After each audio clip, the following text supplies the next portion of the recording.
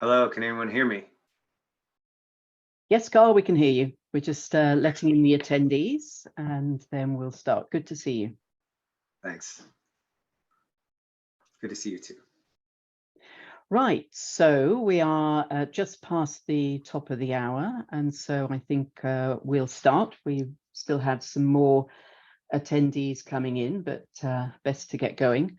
So welcome and good morning and good afternoon and good evening to everyone attending. I am Emma Heslop. I'm the Programme Specialist for the Global Ocean Observing System, GOOS, at IOC UNESCO.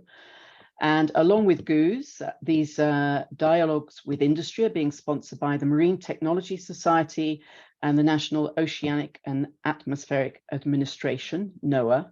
And this is also a recognized Ocean Decade action.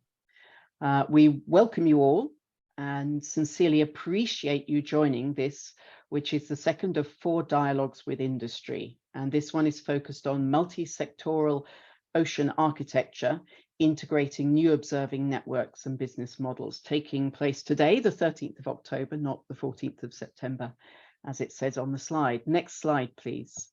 So why are we initiating these dialogues? They're really initiated for one fundamental reason, is that there is an expanding societal need for ocean observations, driven not least by the need to adapt to climate change and also to move to more sustainable ocean management and sustainable blue economies. And in fact, the OECD has predicted that the ocean economy, a few years ago, they predicted it would reach 3 trillion by 2030.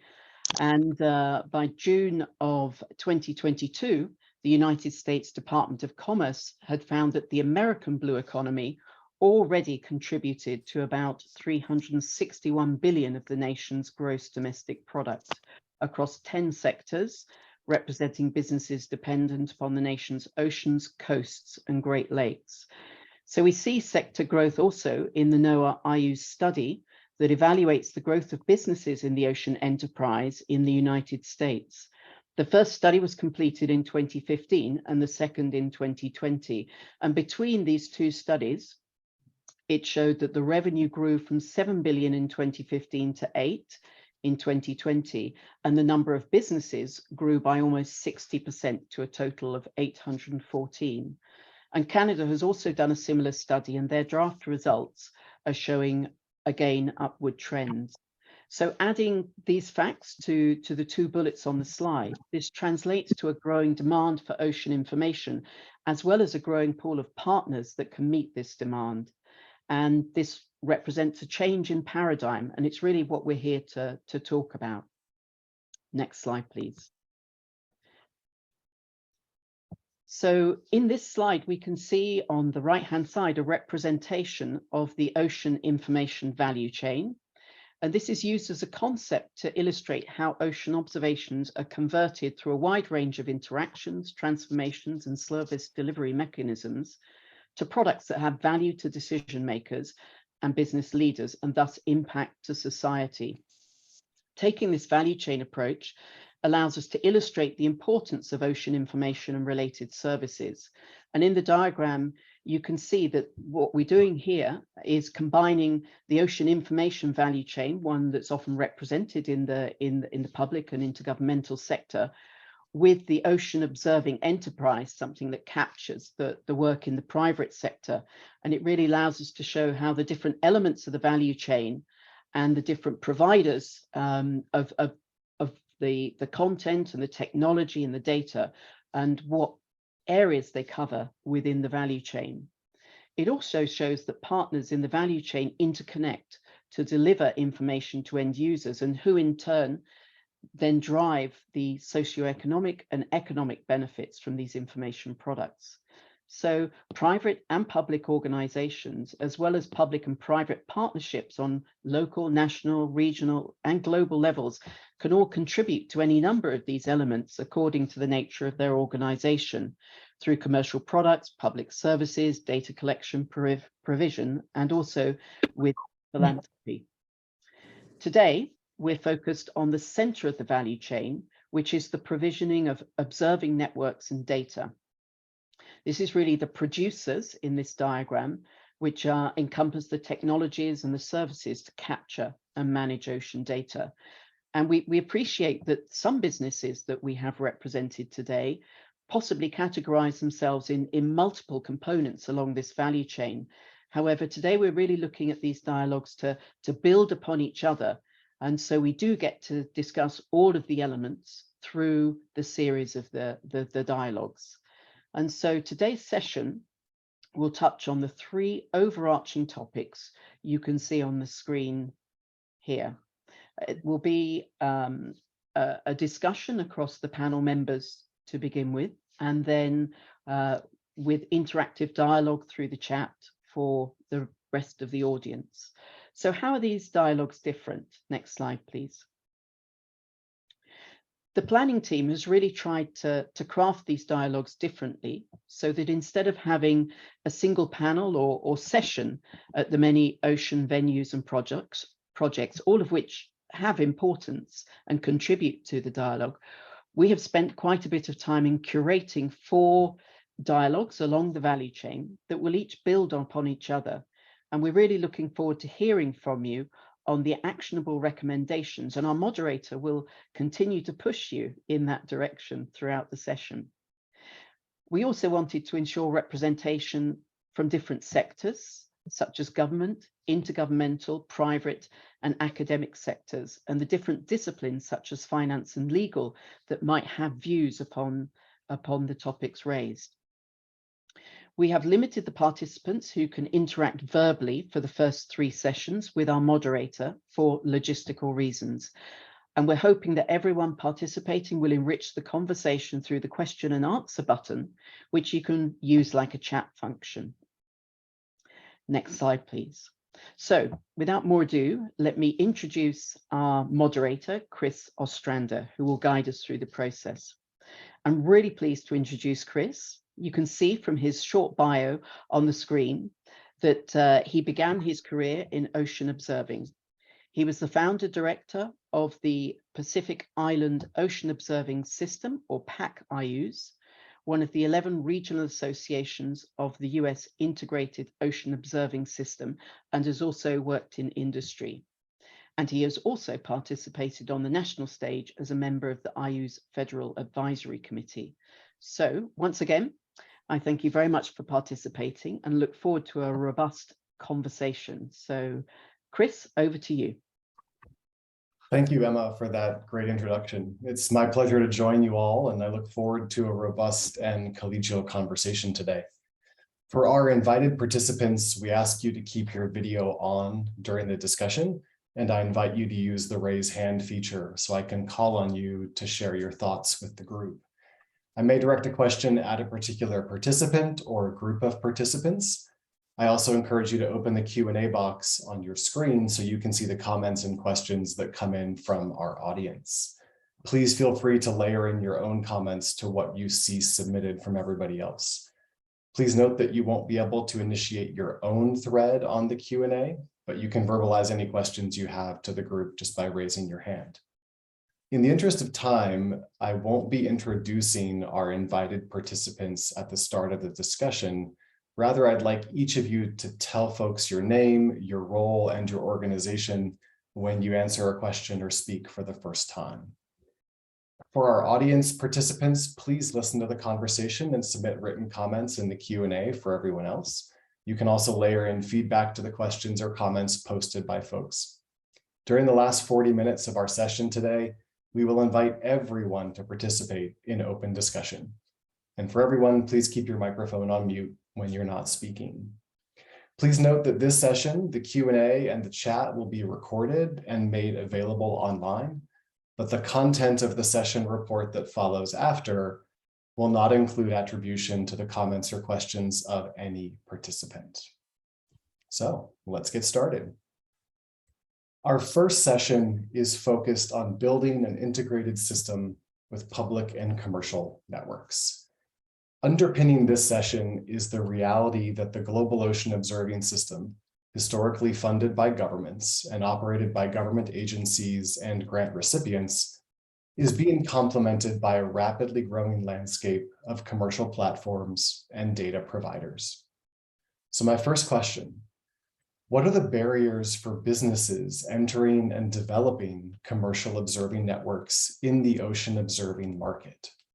And what expectations from the existing observing networks, what are the expectations from existing observing networks towards private sector involvement? And what are expectations of the private sector towards the existing networks?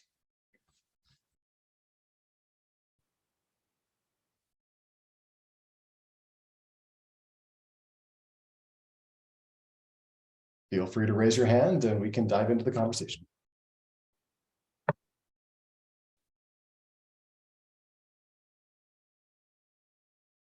Martin, go ahead. I guess somebody needs to start, so it'll be me. So my name is Martin Wisbeck. I work at GeoMar, the Helmholtz Center for Ocean Research in Kiel, Germany. I'm very much involved with some of the regional activities of the Global Ocean Observing System, for example, an activity called Atlantos. But I'm also very much involved in sustainable development and the ocean dimensions of that. And I thought one of the elements that I came across was a number of conversations I had over the last few weeks in the ocean investor community. So these are companies who are potentially interested in investing in the blue economy, and I think many of us would welcome that in some sense, in particular if the investments are in what we might call sustainable business models in the ocean arena. And in these conversations, there was a question raised to them: why is it that in the ocean sector in general, the amount of investment in these types of activity trails much behind similar kinds of activities you would find on land? And the interesting lesson that I learned that pertains to this discussion is that most of the serious investors felt it was too risky to heavily invest in ocean ventures. And they were particularly looking to this community, the ocean observation, the ocean knowledge community, to help them de-risk the business. I never heard that before, but I thought it was a very interesting thought. Is a real opportunity in this intersection between private sector and government-funded ocean sustained observations, that one of the functions that we're fulfilling was providing background observations of the ocean, how it's changing, what's possible, things like digital twins or modern ways of doing that, that one of the true benefits is that it would actually enable more investment, business type investment in ocean matters, because ocean information and that knowledge around it will help to de-risk their investment, which I thought is an interesting element that I hadn't heard so much in the conversations I've been part of. So I thought I'd share that with you. Thank you. Thanks, Martin. I'm glad you brought that up. And I want to circle back on both sort of risk profiles and the investment landscape a little further on in the conversation. So I'm glad you seeded that now. Tatsuya. Thank you. So can I ask that question about, especially about what the public sector wants the private sector? I mean, you know, WMO is a standard setting organization with regard to weather, climate, and water.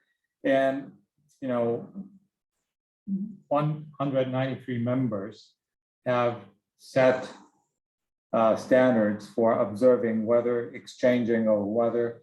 And we do exchange weather 24/7 so that we can utilize those data to monitor and forecast weather conditions and even climate projection as well. So in doing so, standards are really important, and it is therefore we WMO urge uptake of such standards to members, national members, and we also try to let private sectors observe more, because there are private sector observers who provides their data to their own customers, while such data could possibly be collected nationally and exchanged internationally. So uptake of worldwide standard is one of the things that is most important. And so what would be the barrier in that? I think Goose has, I'm not so familiar with Goose, but I think the relevant international organizations have disclosed such standards for data collection and similar. And it would be also necessary for the private sector to talk with the public sector who uses, equipment and their services. To get to know the needs of the public sector is also what the public sector wants the private sector to. Thank you. No, and your last point is right on, and I'm really glad you said it because it sort of underpins why we're having the conversation we are at the moment. Jim and then David.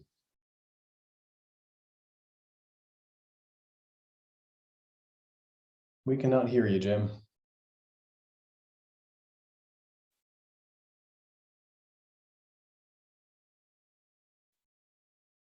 Okay, let's go with David and Fred, and then we'll pull Jim back in when audio comes back on. Yeah, can you hear me?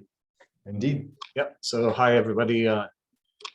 David Miller with Fugro. I'm Government Accounts Director for Fugro in the Americas region, but also lead Fugro's global efforts and support of the UN Ocean Decade, as well as some other ocean science initiatives. I wanted to build on Martin's comment and also Suya's comment as well. I think it was mentioned in the last dialogue, and I don't want to kind of reiterate, but I think it's worth mentioning that, to Martin's point, that we need to de-risk this for investment. Part of the risk is the lack of sustainability in ocean observations currently, right? So we struggle to have sustained ocean observations. So I see that as kind of one of these significant barriers. But I also see hope in terms of improving the sustainability of ocean observations by connecting these efforts to the private sector and private markets. There is a lot of investment being made in the private sector currently on resource development, infrastructure development that requires ocean observation. And we have a very new, potentially very large ocean climate market, carbon market that requires monitoring, verification, and reporting, right? And for that market to succeed, ocean observations are going to be critically important for investor confidence, carbon credit, and so on. So I see in an ecosystem that will actually help maybe create a more sustainable ocean observation environment and de-risk the investment that has historically plagued us by having relatively small isolated projects. So just wanted to share that. Thanks. Thanks, David. Fred, go ahead. Yeah, thank you. Fred Worski. I'm head up a network called the Ocean Tracking Network based here in Canada. We use electronic telemetry systems to try to follow the movements and survival of marine animals, and that feeds into a variety of different functions. We are utterly and completely technology development dependent. We have to get those technologies from industry, so we're tightly tied to them. The barriers that you referred to start with the fact we're a relatively small market, so we will not be bringing in large numbers of companies to start with. Secondly, while there are huge needs and demands on the part of the community, primarily academic investigators for these technologies, because of the small market component, it's not the industry that really wants to take the risk to invest in that one. So a big component that limits the development of technologies is how much money I can raise for the actual investment in doing the developments and providing it to the companies in order to make that happen. The third thing that we offer and help overcome, and this comes to the point of risk that Martin was mentioning earlier, is we do a lot of the beta testing at our cost for the technologies. And that can be a significant cost for industry that would not be willing to or able to bring things to market because they were not able to get that rigorous testing that's there. And the other thing we have to do frequently is bring multiple companies together. For example, coming to the WMO drifter buoys, one of the things we have recently done is incorporated acoustic receivers into those through a company here called MedOcean in Halifax. It is required to bring the company that built the receivers together with the company that has the buoys. There are a lot of IP agreements that need to be worked out, and there's a lot of trust that needs to be developed, which has sometimes been violated in our experience between different companies that have not honored those trust agreements and have taken off with other people's technology. So all of those are part of the barriers that we have encountered in our time. Thank you. Thanks, Fred. Let's do Ed and Terry, and then I'm going to look at another question.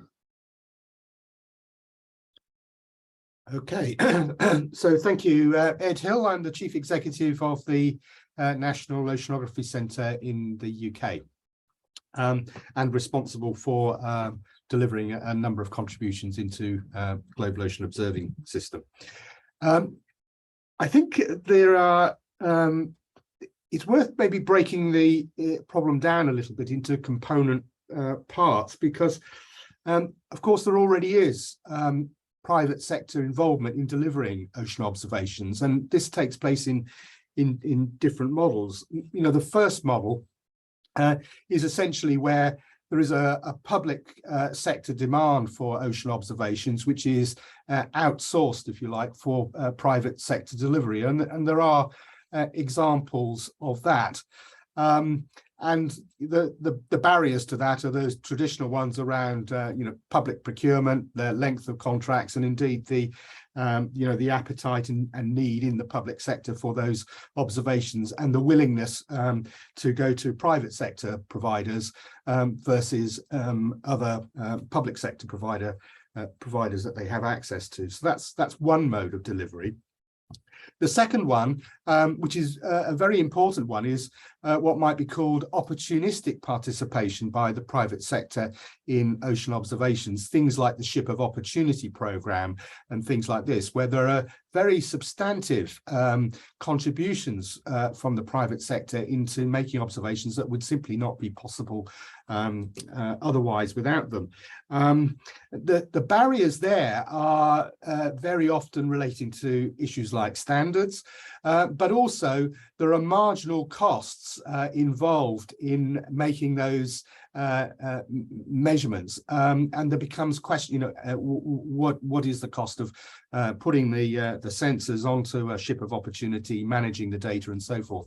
They're quite small in compared with the infrastructure costs that the private sector is contributing, but nevertheless those marginal costs may represent a significant barrier, because the question comes down to who pays them. Is that a public sector contribution or a private sector contribution? And that can sometimes be enough to actually stop what is often quite a good appetite to do that, but actually prevent it happening.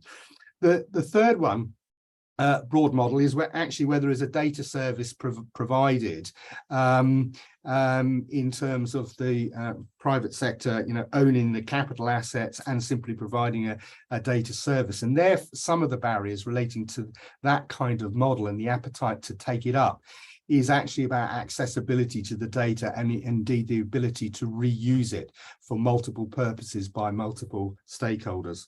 The three models I've described all involve public sector funding, being a public sector, if you like, customer for the need for data. And they all come with the traditional problems that we already experience in that.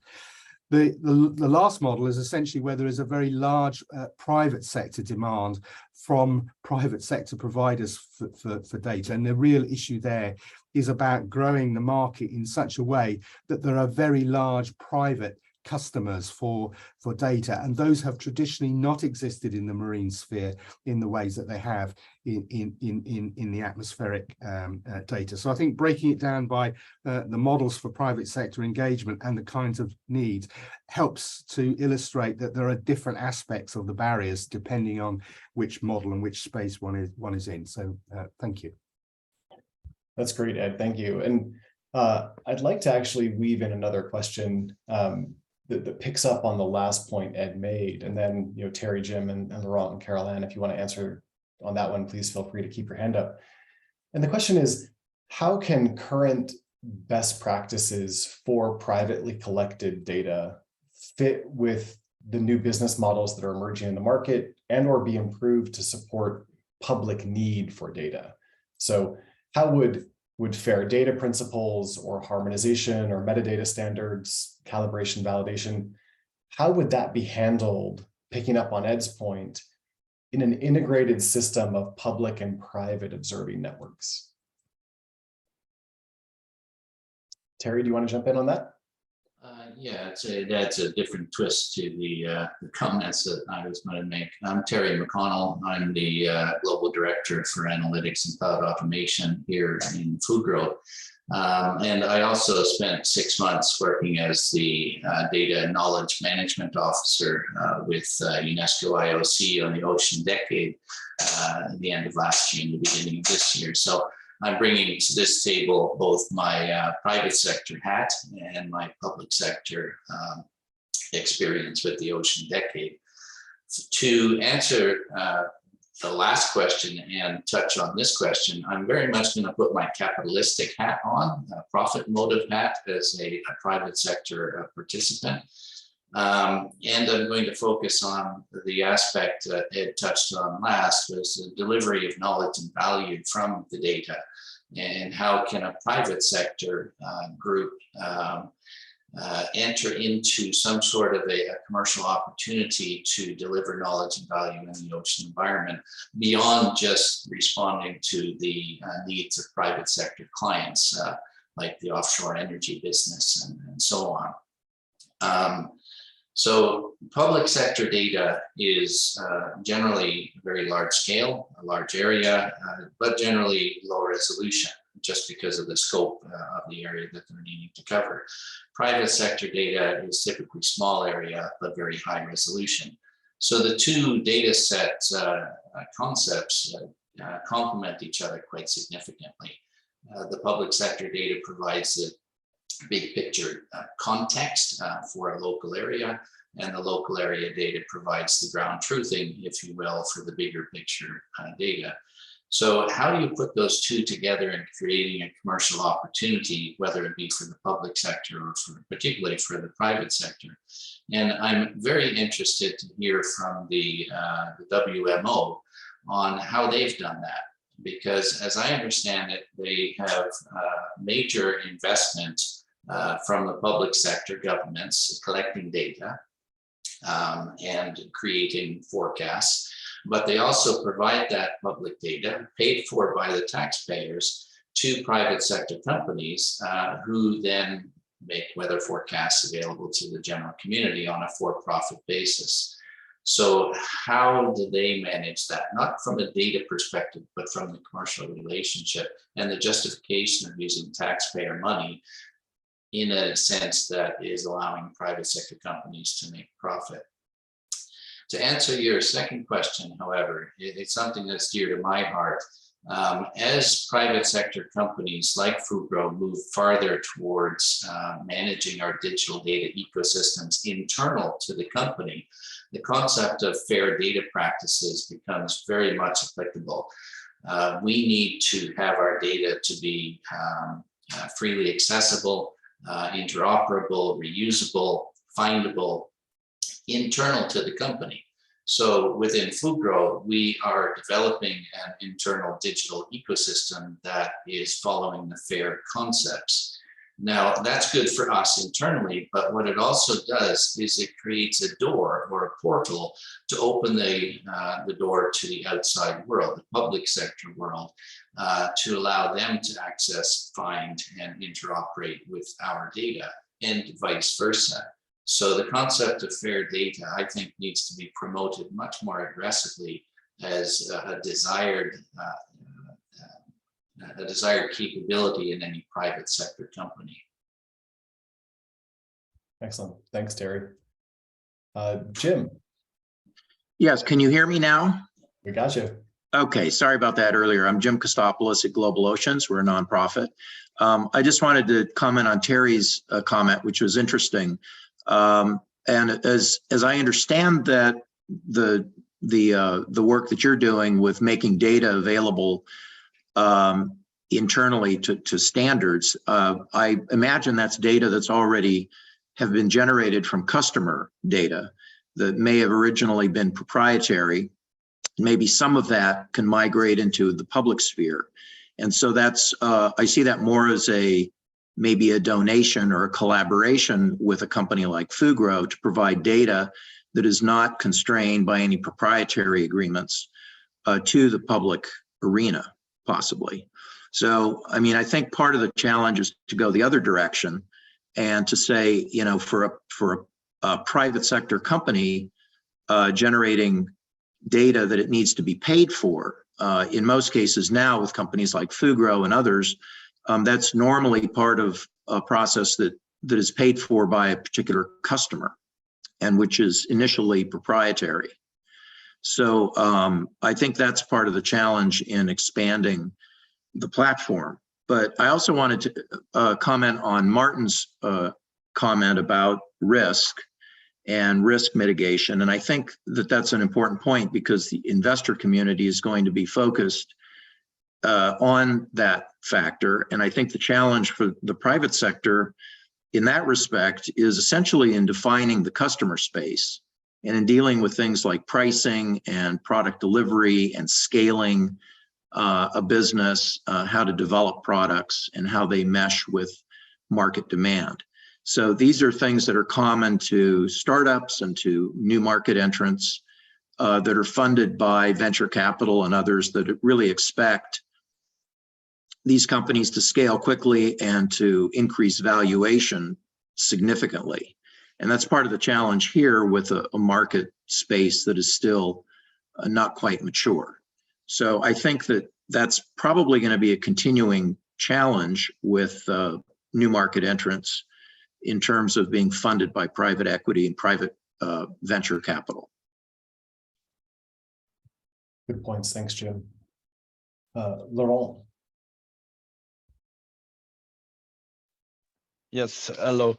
My name is Laurent Begri. I'm the head of service at Alcimar. Alcimar is a company providing gliders, but not only selling gliders to customers. We are doing survey and service for customers as well. We see that as an opportunity because being close to the scientific partners, we have to follow all the standards and guidelines about data acquisition. And we have to get and doing service, we have to get the most of our sensor on our platform, like, for example, measuring profiles of currents using the VisBeck algorithm with ADCP on gliders, or being able to localize marine mammal life using several gliders. The fact we are doing service with that allows us to get newcomer to use gliders as well. I will not say it's an easy task in terms of revenues. Is something that it's quite hard to do, but we believe it is important, and it is important as well being European to be into European project. We are, for example, into a project about twins of the oceans. In order for the data streams to be able to be used by everybody. So as far as Alcimar is concerned, we see performing service as being a good thing for our product as well, and for all the people working with data scientifically and in the business industry.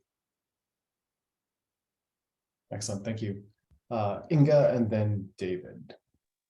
Thank you. I'm Inga Lips, currently serving as Secretary General of European Ocean Observing System and also as a chair of the European Ocean Observing System. And I would like now to come to the fair data principles and best practices part of the question. As coming from the oceanographic community, of course, we all would like that all the data are shared. And I really enjoyed this dialogue months ago, how Pierre Fitzek said that ocean observations become observations after the data are shared. So before that, these are measurements somewhere, we don't know about them. But talking about the expectations towards the private sector compared with the public sector, I think the expectations are quite similar. The data should be available through the submission to known databases, either international, but known international databases. But what the data should follow is that they should follow the agreed data and metadata standards to be really useful for broad range of users. And these metadata should definitely indicate also the quality assurance and quality control procedures, because then the user knows what type of data it is, what is the quality, and how then they can make a decision how to use the data, because for different purposes we need actually data for quite different quality, so it's not always the same. So but at the same time I also think that data quality, data quality and assurance procedures, these are nothing new for the private sector, because most of the private sector people who are currently making the observations, they have been working before in the public sector and very familiar with all the procedures. So I do not see any obstacles here, but this should be also a requisite from their side that they will also follow the same rules as the public sector follows. Thank you, Inga. So we'll go with two more folks on this one, and then I'm going to ask another question to move us on in this session. So David and Boris, and then we're going to pivot a little bit. Okay, thanks. And I just kind of build on some points made by Terry and Jim. I think Jim was correct in that this private sector work is often done by private sector entities for private sector developers and owners, project owners. So it is, ultimately the data collected typically under contract for a data owner. And ultimately that data owner needs to be willing to share the data or provide public access to those data. So that's critically important, because the existence of the data doesn't necessarily get it in the public's hands. But there's various ways that can be accomplished. I think it can be done in a philanthropic way when you have a customer that is willing to share certain types of data. And we see examples of that now, where ocean observation data is being shared through local or regional ocean observation systems and publicly accessible. But it could also be through co-investment, co-design and co-investment as well. So public-private partnerships. And I think this is really an area that's ripe, especially if you think of kind of a growing global offshore wind market, where essentially every offshore wind field becomes an ocean observatory, and you have infrastructure that will be in place for 25 to 30 years that could be instrumented. So that's, I think, one of the keys here, is to kind of create these frameworks, mechanisms that will incentivize public-private partnerships around these infrastructure projects, because the infrastructure is going in. It could be instrumented with a modest investment, and that modest investment would be hugely beneficial to the infrastructure owner as well as to the public more broadly, and to the government, right, to bring into this ecosystem that Terry described, where you have a existing kind of regional lower resolution data. Now you have the ability to bring in actually and densify with high density observations within that. Thank you. Thanks, David. Boris, do you want to wrap this one up? Yeah, absolutely. Thanks. Boris Kelly-Gorain. I'm the chair of the Data Buoy Cooperation Panel, which is one of the components of Goose in taking global ocean observations of the surface ocean. Much of what I wanted to say was said by Inga, so I'll be incredibly short and just say that one of the, I guess, expectations around having common standards in the data that we produce is the huge benefit of reducing the amount of kind of data wrangling, or the amount of time that we spend, putting the data into a state that allows us to gain insights from that information. And so, to me, I think that's a really important part of kind of the expectations of the global enterprise around collecting observations. It reduces that barrier to entry, I would say, from the private sector as well, in order to do and create services for society in general. Thanks. Thank you, Boris.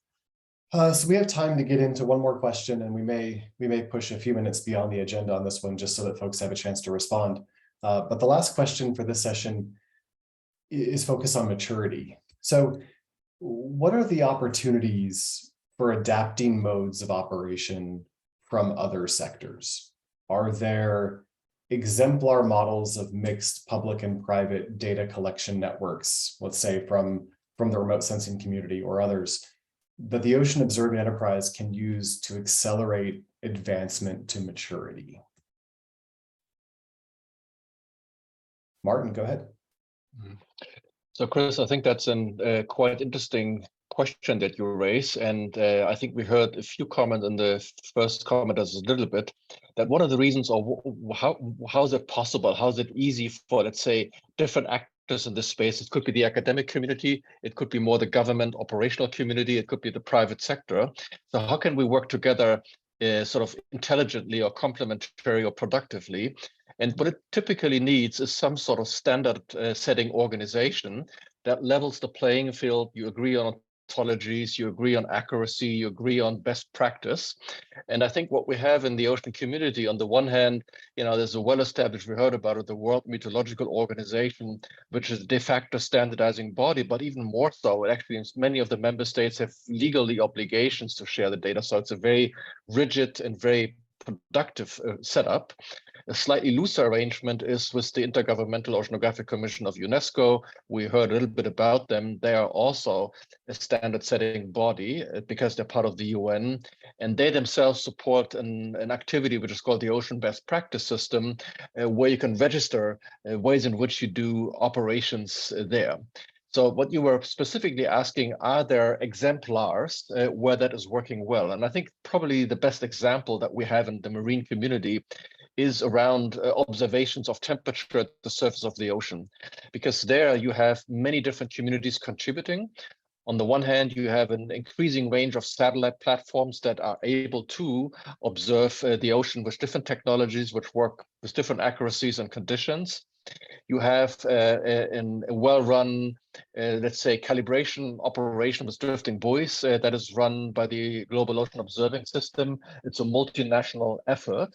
But you also have contributors from the private sector, which could be from, like we heard about that, ships of opportunity, which can be freighters, which can be fishing boats, but it also quite more and more increasingly more like civil society actors, race boat communities and alike. And I think it's possible for parameters like sea surface temperature, because temperature is a simple variable. There's easy ontologies around that is working well for that. But it only works because the Global Ocean Observing System is a standard setting body, and we understand how to get these data together. It gets more complicated when you get into variables that say at ocean color, species abundance, pollutants. There, it's a little less obvious who's a standard setting body, what are best practices, and how can these data easily be shared. There are good pilots around. The Europeans have EMODNet was doing some of that work, but it's not yet fully global. So I think we can point to some good examples, some variables where that's well at hand.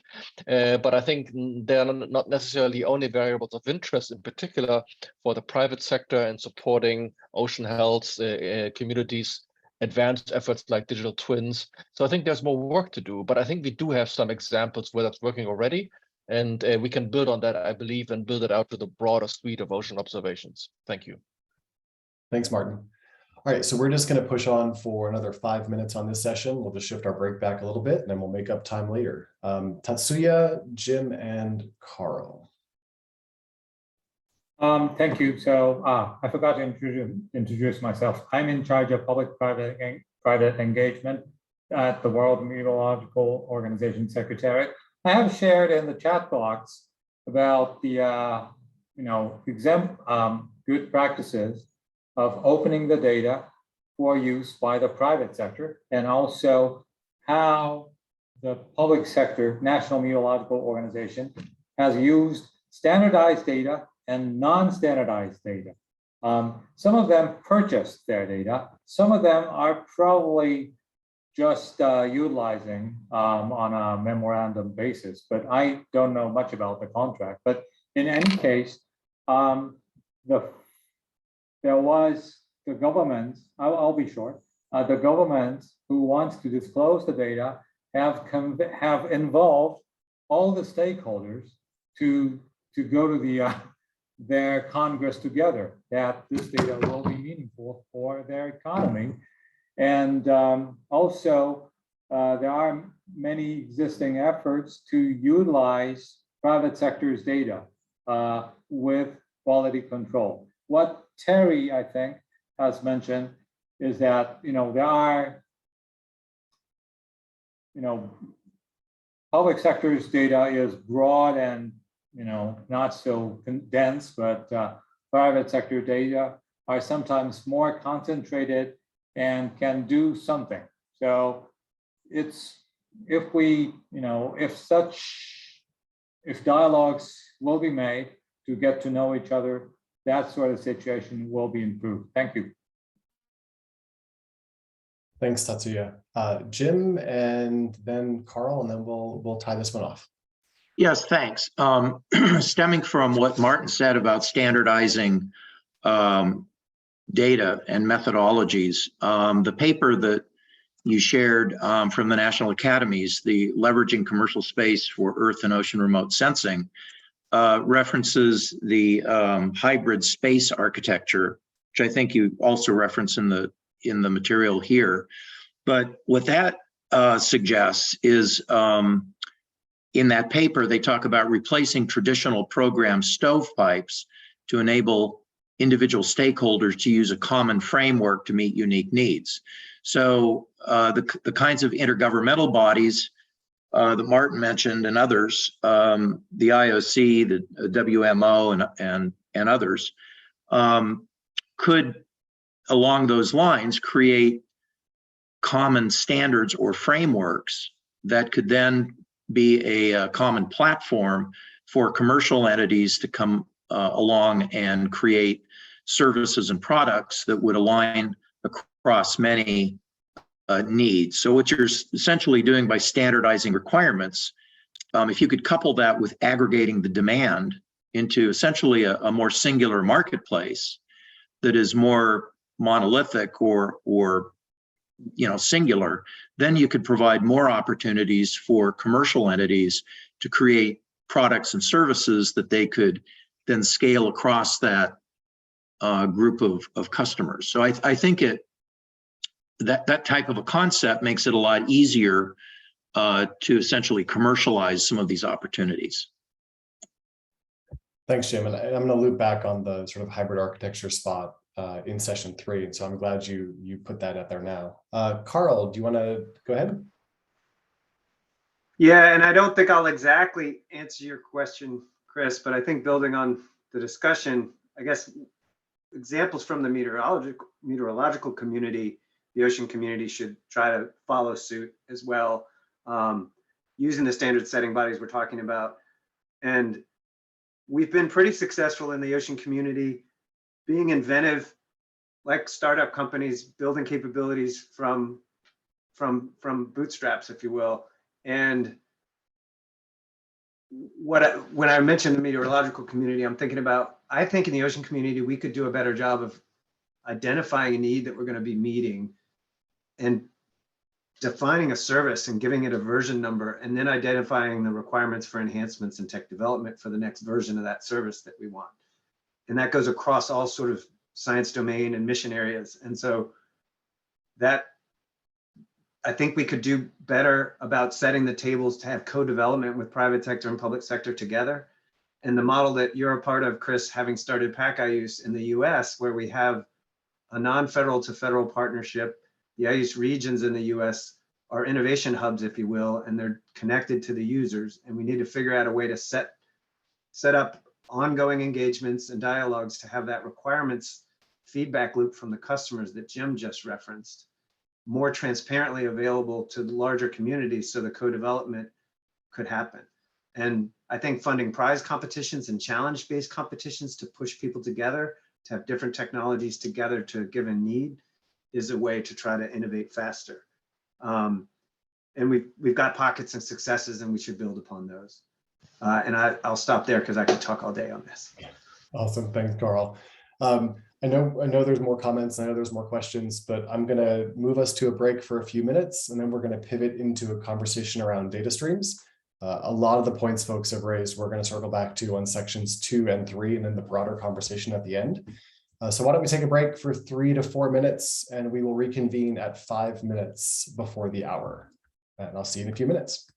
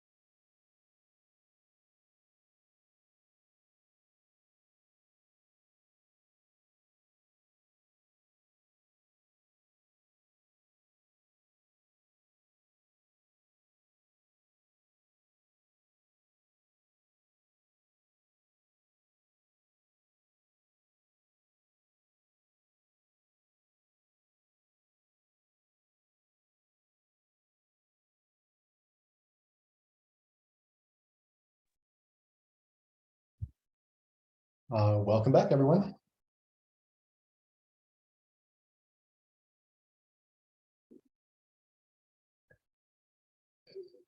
So our second session is focused on understanding a new paradigm of commercial data streams. And to pull a thread that someone mentioned in the first section, I wanted to note that ocean data exists along a spectrum of accessibility with, I'll just say, 2 general end members. One where data are collected and held by organizations for private and proprietary use, and the other end where data is freely and publicly available to anyone without restriction. And the landscape of data between these 2 points is complicated, and it is changing, with mission and data as a service offerings from industry presenting a new model of procurement for both commercial and government players. So given that framing, what licensing and data sharing models support the growth of the ocean data ecosystem while being mutually beneficial to both the public and commercial sectors? And we'll start with Carol Ann and then Joe. Hi, I'm Caroline Clayton. I'm a senior scientist and associate director for research strategies at Woods Hole Oceanographic Institution. And I've raised my hand a couple of times and taken it down because every time it sort of gets to there, the conversation is sort of shifted. So I apologize because I have about 3 different comments to make, some of which are applicable to sort of the previous discussion. Woods Hole, I'll just mention it because I think it's pertinent. Woods Hole is the world's largest not-for-profit ocean research institute. We are funded 80% by competitive research grants, 20% by philanthropy, and by a growing involvement with commercial corporate entities. We've actually have a couple of new methods and capabilities that we have established in terms of consortium with industry. So I'm going to speak from sort of the academic side a little bit in this one. And first of all, there are we've talked about some risks in various ways, and I will say there is a real risk on the academic partner side as we make some of these industry collaborations, because very often we are now operating in a milieu that we don't really have the full understanding of, and how best to make that happen. And so I think there's some work that needs to be done to, to make it, to de-risk it sort of on many different levels, including to the academic side. And, there are other risks that on the academic side that we are feeling. In the US, for instance, there's a real risk to some of our current observational networks. Someone in the comments mentioned Argo, for instance. I mean, we're having reduced funding for some of our observational networks like Argo. Another risk there is the BGC Argo, which is the biogeochemical, new component of Argo, a key maker of one of our key sensors that would enable BGC Argo has decided to not make them. It's not profitable for them anymore. And we are sort of scrambling to try to figure out how do we find the sensor? So there's a real feeling of fragility among many of these things, and really understanding this public-private partnership and how we're going to work through that is key. The last point that I'll make here is perhaps the one that's most pertinent to this discussion, is that on the academic side, again, there's currently a lot of questions and concerns about end user licenses, which I know, that will come up in a bit, and how that's being done when it's public funds, government funds buying data from the private industry, because in some cases that data then becomes widely available. In other cases, partnerships are such that say that, researchers supported by that government or by that entity or in those labs have access to the data, but then other scientists don't. And so this is a real question that we need to come up with and answers for. I've been involved in US CLIVAR white papers about this very topic. How do we, what are the needs of sort of the larger scientific community, and how to mesh that with the private industry? So that's just a few risks and concerns that definitely come up from the academic side, and really drive us towards hoping that we can come up with good mechanisms for ensuring that we, on the science side, have some access to data in conjunction with WMO practices and resolutions that have come out on this purpose, and sort of holding people to the feet to the fire on this. So thank you. Thanks, Caroline. We'll do Joe and then Wayne. Thanks, Chris. I'm Joe Mascaro. I'm Director of Science Strategy and Programs at Planet Labs, which is a public benefit corporation. We operate a large constellation of Earth observation satellites. And although our satellites were largely designed as a land imaging mission, we have benefited, I think it's fair to say, immensely from releasing either for free or providing deeply discounted data into the academic community and the scientific community at large. I myself am a remote sensing scientist. I happen to be a tropical forest ecologist, so I'm a little out of my ecosystem depth here, pun intended. But for instance, I'll give you just a very recent example. A group of university researchers leveraged our high-resolution SkySat system to do a marine dye experiment.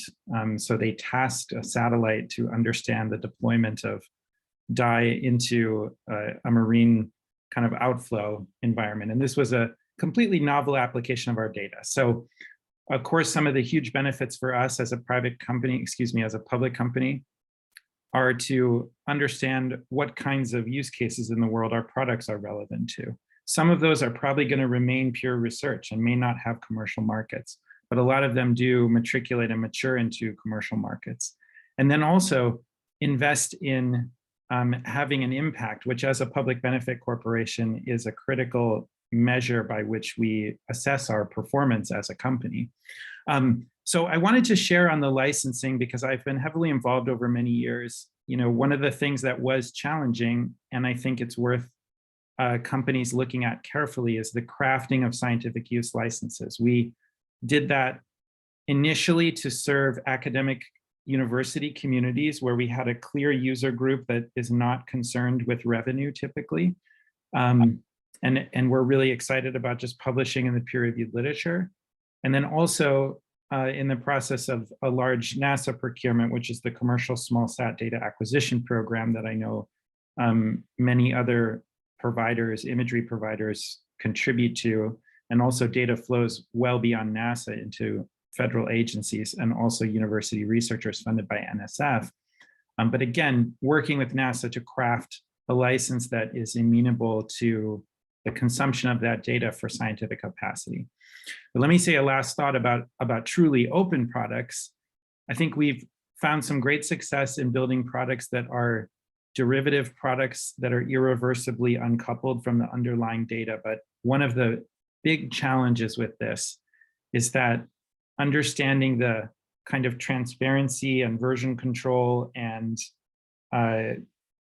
data processing pipeline, if you will, is of critical need for the scientific community and also decision makers, and is, I would say, against the natural instincts of a company, which is to expose the complete detail of how a product was constructed, because often that might be your secret sauce, right? That's a bit of your business leverage. So I think where we found that this happens really well is when there are partners working together on a derivative product or a tool where there's some clarity of the essential nature of the decision makers in terms of what things they must know to trust the tool, evaluate it in the field, compare it to other data sources. And that might involve collaborations between companies, between academic centers of excellence and universities, and also government agencies. One example of that I'll mention is the Allen Coral Atlas, which Planet has participated in. And I want to share, for those of you that know this tool, right away, the construction of it involved Planet needing to understand some of its internal surface reflectance data pipeline processes in a rather technical way. Basically, aerosol adjustment is what I'm talking about. And we had to kind of devise a new way to do that because, as I said, we were built as a land imaging mission. So the behavior of the imagery over water introduced some unique challenges. And that was really exciting to see and also have it be documented in the peer-reviewed literature, because then I think other providers can jump on that. So that's it for me. Thanks, Joe. Appreciate that. Wayne and then Tasha. Yeah, hi, everybody. My name is Wayne Mckenzie. I am the Technology Transfer Program Manager here at NOAA's Technology Partnership Office. And so one of the things that I'm responsible for is leading our partnerships working group, which is really where we look at, how can we best interface with the private sector to really help NOAA with its mission, but also help the private sector in terms of growing economic sectors that relate to NOAA's mission. So it's been a great discussion, and so I've sort of been listening to what everyone's been saying, and so I'm going to sort of talk a little bit at a high level here about a couple of things that may have been discussed in the last session. So just my apologies on that. But one thing I just want to talk about at a high level, like one of the things that NOAA that we're doing is actually looking at commercial data buys holistically. Historically, when we do data buys at NOAA, it's sort of onesie twosie type things that different sectors within NOAA have a need and then they go buy it. And what we're trying to do is look at it more holistically, such that the experience across NOAA, NOAA, we're just, in case folks don't know, NOAA, we have the National Weather Service, we have our NOAA Satellite and Information Service, we have NOAA Fisheries, we have NOAA's National Ocean Service. So a very large and area that it covers. And so what we want to do is try to make that customer experience across all those different sectors be more similar. So the NOAA Observing Systems Council is, this is an initiative that they're taking on, so that way we can look at data by sort of from a holistic end-to-end perspective. And that's something I think we're going to be doing in the next probably year or so to make sure that that experience is laid out. But one of the things that also in that conversation that we're having is, there's limited funds to buy data, right? We don't have unlimited budgets, unfortunately. So how do we decide, which data works best for our products and services that NOAA delivers? Because we do have a baseline of products and services that we do deliver to the public. And so one of the things that we've been looking at is collaboration with a lot of our private sector partners to see, how does the data behave, right? What are some, how is the data calibrated? We have a lot of expertise internally, especially on the satellite side, on data calibration validation efforts. And so, partnering with public sector could be an area where we ensure that calibration validation is similar, data harmonization, all these other different components, I think would be really important. And so we've been doing using our cooperative research and development agreements, or CRADAs, which is something I manage to help us work with the private sector on those areas. And then on the topic of data licensing, the last point I'll make here, we have a lot of legislation at NOAA that requires us to publicly release data. And so, anything that we use data for a public or for a product or service that we deliver, we really need to make that data accessible. And so something we're looking at internally about how do we manage that with our private sector, right? We wouldn't be able to afford the data if we had to buy it outright, and sort of take away the money, the revenue generating aspect of selling data to others, but also meeting our needs with our Evidence Act and our PAR requirements, which is public access to research results. We got to make sure that data gets out there. So things that we've been looking at, maybe data embargoes and different things like that, such that we can, we're not taking away the right that business model of selling data to others, because if the data comes to NOAA and we provide it to everyone, we sort of take that out of the picture. So I'll leave it there. A lot more probably to talk about, but just wanted to mention those points. Thanks, Wayne. And I'm going to loop in a question about more particular license topics next, but Tasha, do you want to go ahead? Sure, thank you. Hi, everyone. I'm Tosca Lichtenheld. I lead government business for So Far Ocean. We have a few different lines of business. We build our own buoys, but we also run a global network of those buoys and we sell the data. And then we also offer enriched products on top of that data set, such as operational wave forecasts and route forecasting for vessels. The reason I say all of this is because we fall into a few different categories along the data value chain. And so I think that gives us some insight into a few different aspects of these topics. Some of the things that have come up have led me to say something I think that needs to be said, which is a lot of the ways that both the public sector and the private sector will behave comes down to incentives. And so from the private sector side, of course, one of the major incentives that's driving us is profit. We're companies, we need to make money, but that's not the only thing. And on the public sector, that might be a little bit different. Helping us to align our incentives, I think, will get us towards better collaboration. And incentives don't have to just be money, like I said. So one of the other incentives that can drive a particular behavior is regulations. And I forget who brought it up, but I think regulations around adding sensors to new offshore development projects for offshore wind or offshore energy, those are things that can motivate collection of more data.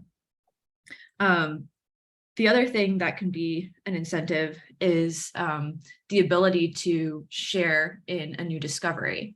So one of the things that we do as a company is we provide our data for free to academics.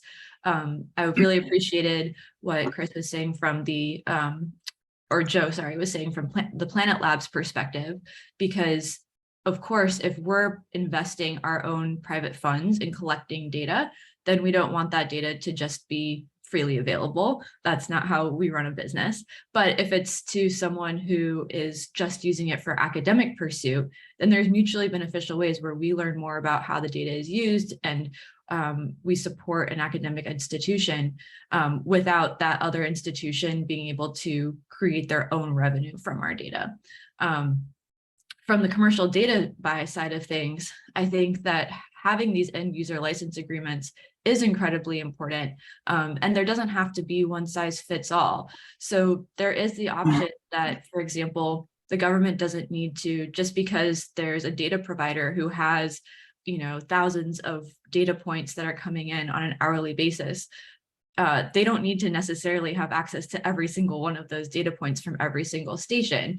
There can still be ways that a data provider can generate revenue by having access to unique data sets that a public institution doesn't have access to, and thereby the public institution can pay a lower dollar value amount and still take advantage of the fact that there is this network in place that they can leverage. Another thing could be, you know, instead of something being available right away, it could be available on a historic basis, particularly for aspects of research that tends to be more of interest than in the private sector, where oftentimes operational decision making really requires in the moment live data streams.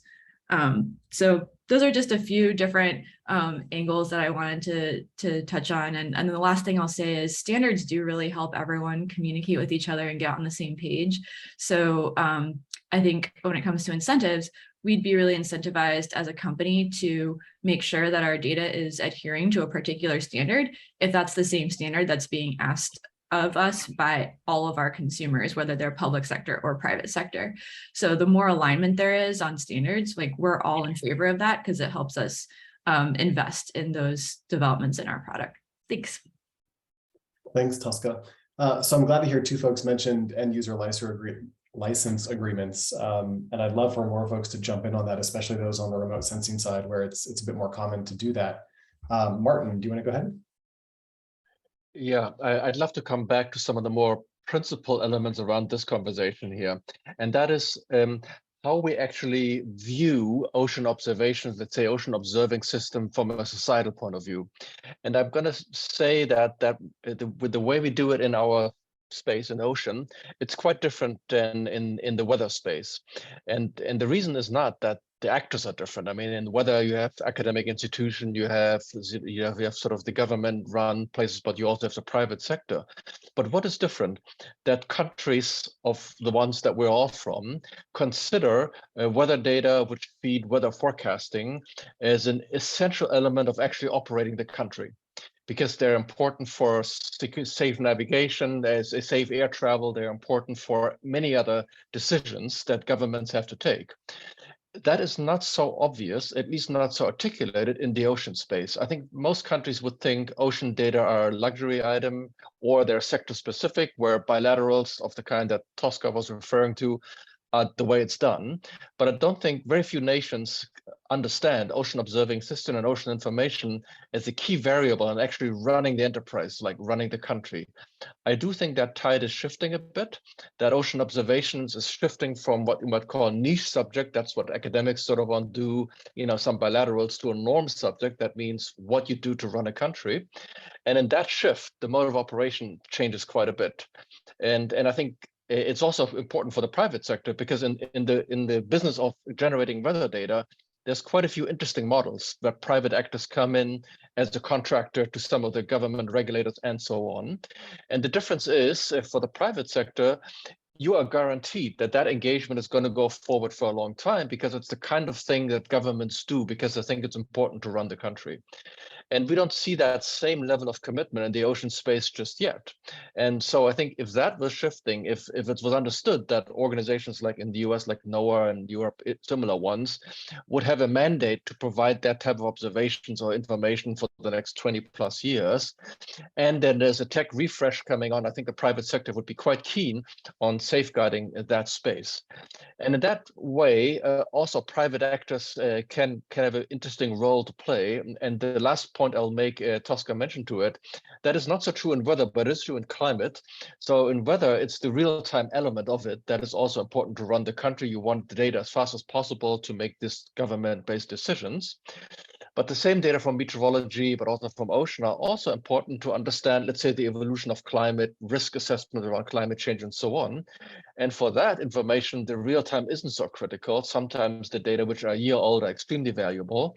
And I think there's an opportunity, Tosca, that you mentioned, that some of the bilaterals that a data provider might have as a commercial outfit, which is highly valuable on a very short time scale, but they must lose tremendous value, after a month or 2 or a year.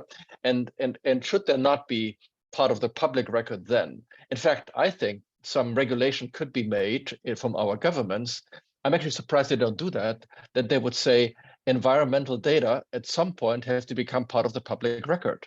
In your country, in the US, even what presidents say become part of the public record after a few years, right? So why are we allowing these non-disclosure agreements for environmental data to stand forever?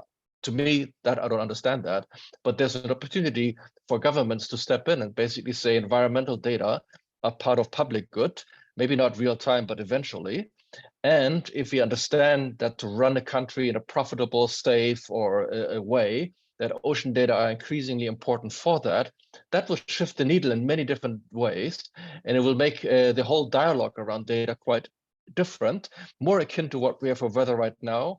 And I think it'd be a huge opportunity for public-private partnerships under such a model, which is not where we are right now. But I think, Chris, where we are more heading towards, and maybe we could help to pave the way. Thank you. Thanks, Martin. Matthew. Yes, thanks. Hello, everyone. I'm Matthew Belbeok. I work for WMO, and I'm leading the Ocean Ops IOC WMO Center, supporting the GOOS, the Global Ocean Observing System. I'd like to come with an honest perspective on what I think about data exchange, and I keep the context we have with regard to vital operational services provided in real time to members, about the climate challenge, ocean health challenge. This is the context. And I think this context has to encourage us to be a little more ambitious about data sharing. And if I refer to the resolution that was passed at WMO a year ago, a new data policy for free and unrestricted data exchange for core data, critical for property of life, etc. I think that's where we need to go. Not really very, I understand the need of the private, and there's a need to fund the activity for sure. But in the end, we should insist on the mutual benefits of free and unrestricted data sharing. Even in the academic world, it's not so recent that the data are shared without any restriction. Like when I started 20 years ago, it was not the case. There was progress for the physical part of ocean observation. When it comes to the biogeochemistry, it's something emerging. It was mentioned by our colleague from Scripps. It's not really taking off. And when it comes to biology, then even in the academic world, you have no data sharing. So even in the academic sphere, the data, free and restricted data sharing is already a challenge. So I would just like to encourage us to go in that direction, because the services, the application of those data for society are so critical. And I don't think it's the time to not be ambitious about that. Critical data for a property of life have to be shared freely and without any restriction. And I would recall also that when we mention ocean observation, we mention also atmospheric observation above the ocean. 2/3 of the planet is ocean. So the Global Ocean Observing System has also strong application in weather. And when it comes to a hurricane forecast or to just weather forecast, those observations are critical. And some of them you cannot obtain them for space. So I'd just like to encourage us to be a bit ambitious. And if the WMO Unified Data Policy mentioned quite a bit the partnership between public and private, and there will probably be some more guidance coming into the next years about that. I think the private sector, we need the private sector involvement in that ambition. It's clear that today the status of the goose, it was mentioned, the fragility of the system today. It's a very fragile system that delivers key services for society. After the COVID and the coming inflation, it's not going to be better. And without the help of the private sector, the global ocean observing system and enterprise will not deliver the services that are critical for themselves. So we need support.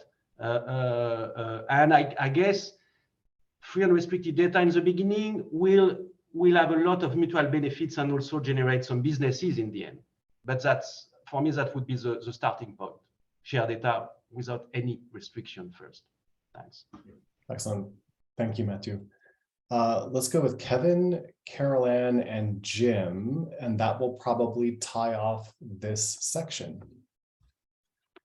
Thank you. My name is Kevin Pomfret. I'm an attorney with the law firm of Williams Mullen, and I also the founder and executive director for the Center for Spatial Law and Policy. And I apologize, I wasn't able to make the first part of this call, so I apologize if some of this has already been discussed.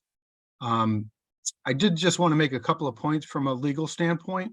I started out, and let me preface it by saying that I'm a big believer in the power of data and geospatial data and marine data, ocean data.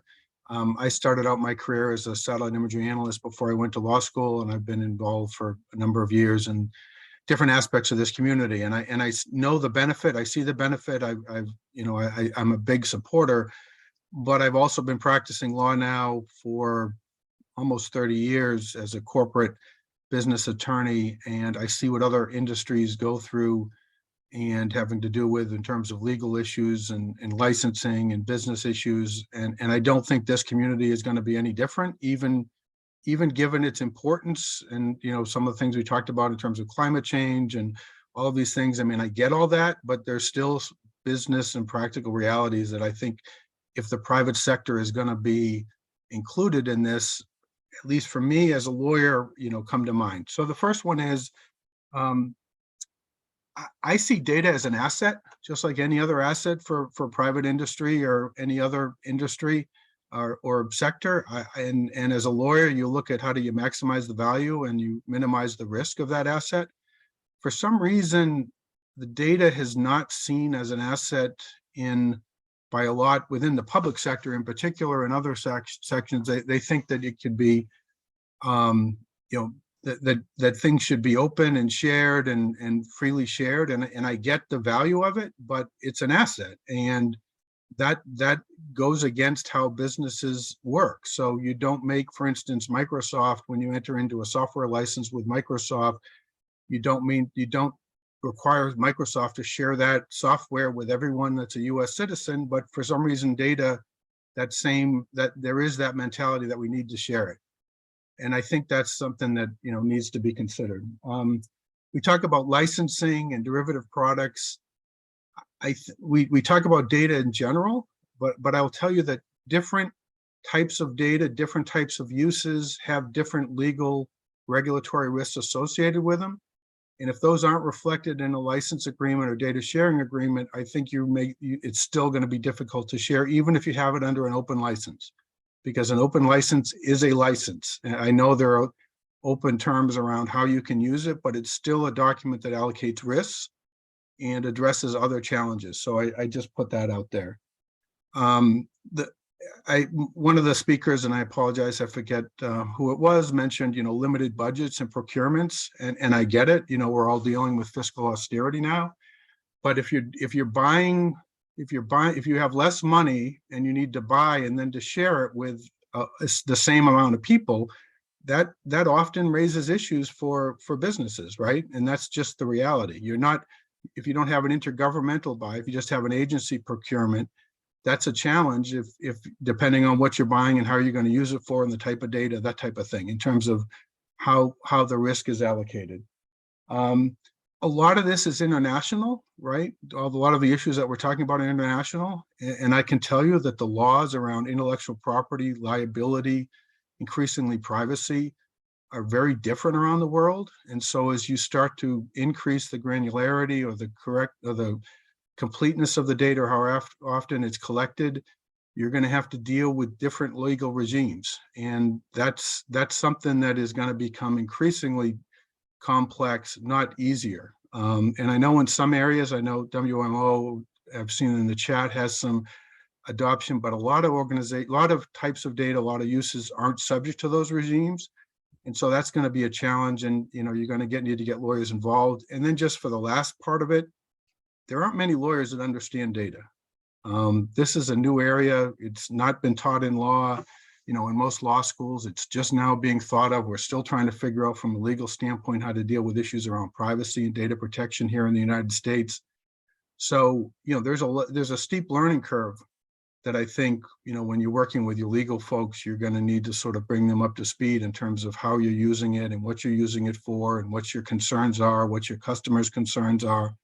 I often say when I speak, I don't like talking to lawyers any more than you do, but it's going to be a necessity if you want to get your lawyer to yes, right? You're going to have to explain to them what it is you're trying to do, what it is, how it's being used, because it's not just the legal regime, it's human nature. If you don't understand, if the law is unclear, if you're not sure how it's going to be used, you're going to say no more often than you say yes. And that's just a reality that this community and others like it are going to have to deal with. Now, there are some organizations, and NOAA is one, that has some really excellent lawyers who've really dug down deep and are dealing with these issues. But a lot of organizations, agencies, businesses, frankly, don't have that. And that's going to add to the friction, I think, in some of the concepts and data sharing that people are talking to. So I don't mean to be a downer, but I did want to sort of give that perspective on that. Yeah, thank you. That's great. Really appreciate it. Carol Ann and Jim, and then we're going to take a short break and move into section 3. Yeah, I'll be brief now that I know that I'm standing between us and break. I just wanted to echo on to what Martin said, and then Matthew talked about a little bit more. We do in the ocean community, I think we do tend to downplay the role of the ocean in weather and kind of make it as a climate thing. And so therefore we have been kind of, real-time data is not, particularly key. And Matthew really, hit on one of those things for hurricanes, that is data, and it's not just data at the surface of the ocean, right? That there's actually much more data associated with that is needed to run the models for the hurricane forecasting, because that air-sea interaction is really key to that. And there are a lot of people in the world who live with coastal storms and other issues that are weather. And so I guess my point on this is just that I believe on the ocean side, even though the US's own Weather Act seems to have no understanding that the ocean is key, that people are becoming to the point, ocean data is key for much of weather in addition to climate. And that I think is going to make us even more conflict in terms of what is really needed to be open and available for the concerns and the needs that Martin highlighted and that Matthew talked about. Great point. Jim, do you want to wrap this one up? Yeah, thanks. I think the point that Matthew made is really important, and about open data and internationally. And I think that kind of data that goes into modeling and real-time data that people need and that governments need are probably always going to need to be funded by governments or intergovernmental bodies, rather than be on some sort of a strictly commercial type of model. But I think that if you look at for example, companies, there are lots of companies that are very successful that, for example, serve the defense industry.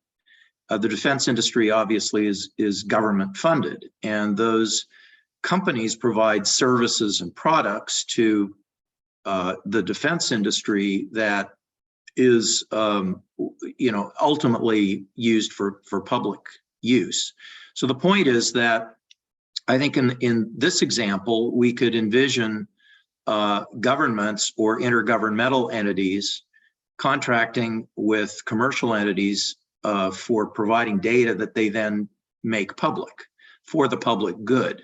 So in that respect, the commercial entities that may be providing that, assuming they can provide the right kind of data, could be an opportunity for this public-private engagement in this space, in the ocean space, and in the atmospheric and weather space that could ultimately be a public resource, and yet at the same time provide a sort of a market-based, excuse me, a market-based benefit. And the last point is that there may be data that is never able to be productively generated and delivered by commercial entities. I mean, the whole scope of what the academic community does is not replicable necessarily by commercial entities. I mean, I don't think there's a practical way of even thinking about that. So I think there may be a way of constraining this whole spectrum of thinking about data in terms of what can realistically be provided by a commercial entity versus other means, whether government supported directly or from academia, and that maybe we need to decide, where these lie on a spectrum, because I don't think everything can be necessarily just commingled. Great point. Thanks. Thank you. Thank you, everyone. That was a great, 35-minute conversation around a question. I'm really glad we got as deep as we did. So thanks everybody for your input. We'll take a break for, let's say, 4 minutes, and we'll reconvene at 37 after the hour, and we will dive into a conversation on hybrid architecture. Thank you.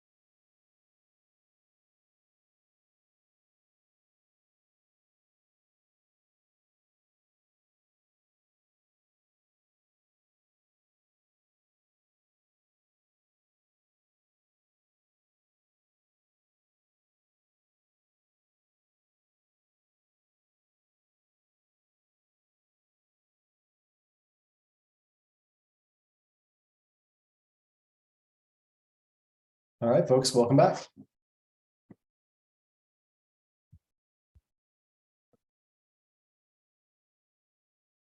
Thanks again to everyone so far on the great input. This is a robust discussion, and I only wish we had more time so we could dig deeper into each one of these questions. So thanks, everybody. Our third and final session is focused on hybrid architectures and how they're shaping the landscape of observing. And for this final section, we'd like to focus the conversation on the interdependencies between public and private infrastructure, shared management of risk, and the adoption of new business models to grow the marketplace. So for my first question, what are the risks for the public sector in moving towards a hybrid architecture? You know, things like data quality assurance, instrument calibration, maybe companies exiting the market, which we've seen discussed on the chat. But also on the inverse side of that, what risks are borne by the private sector in engaging in hybrid architecture?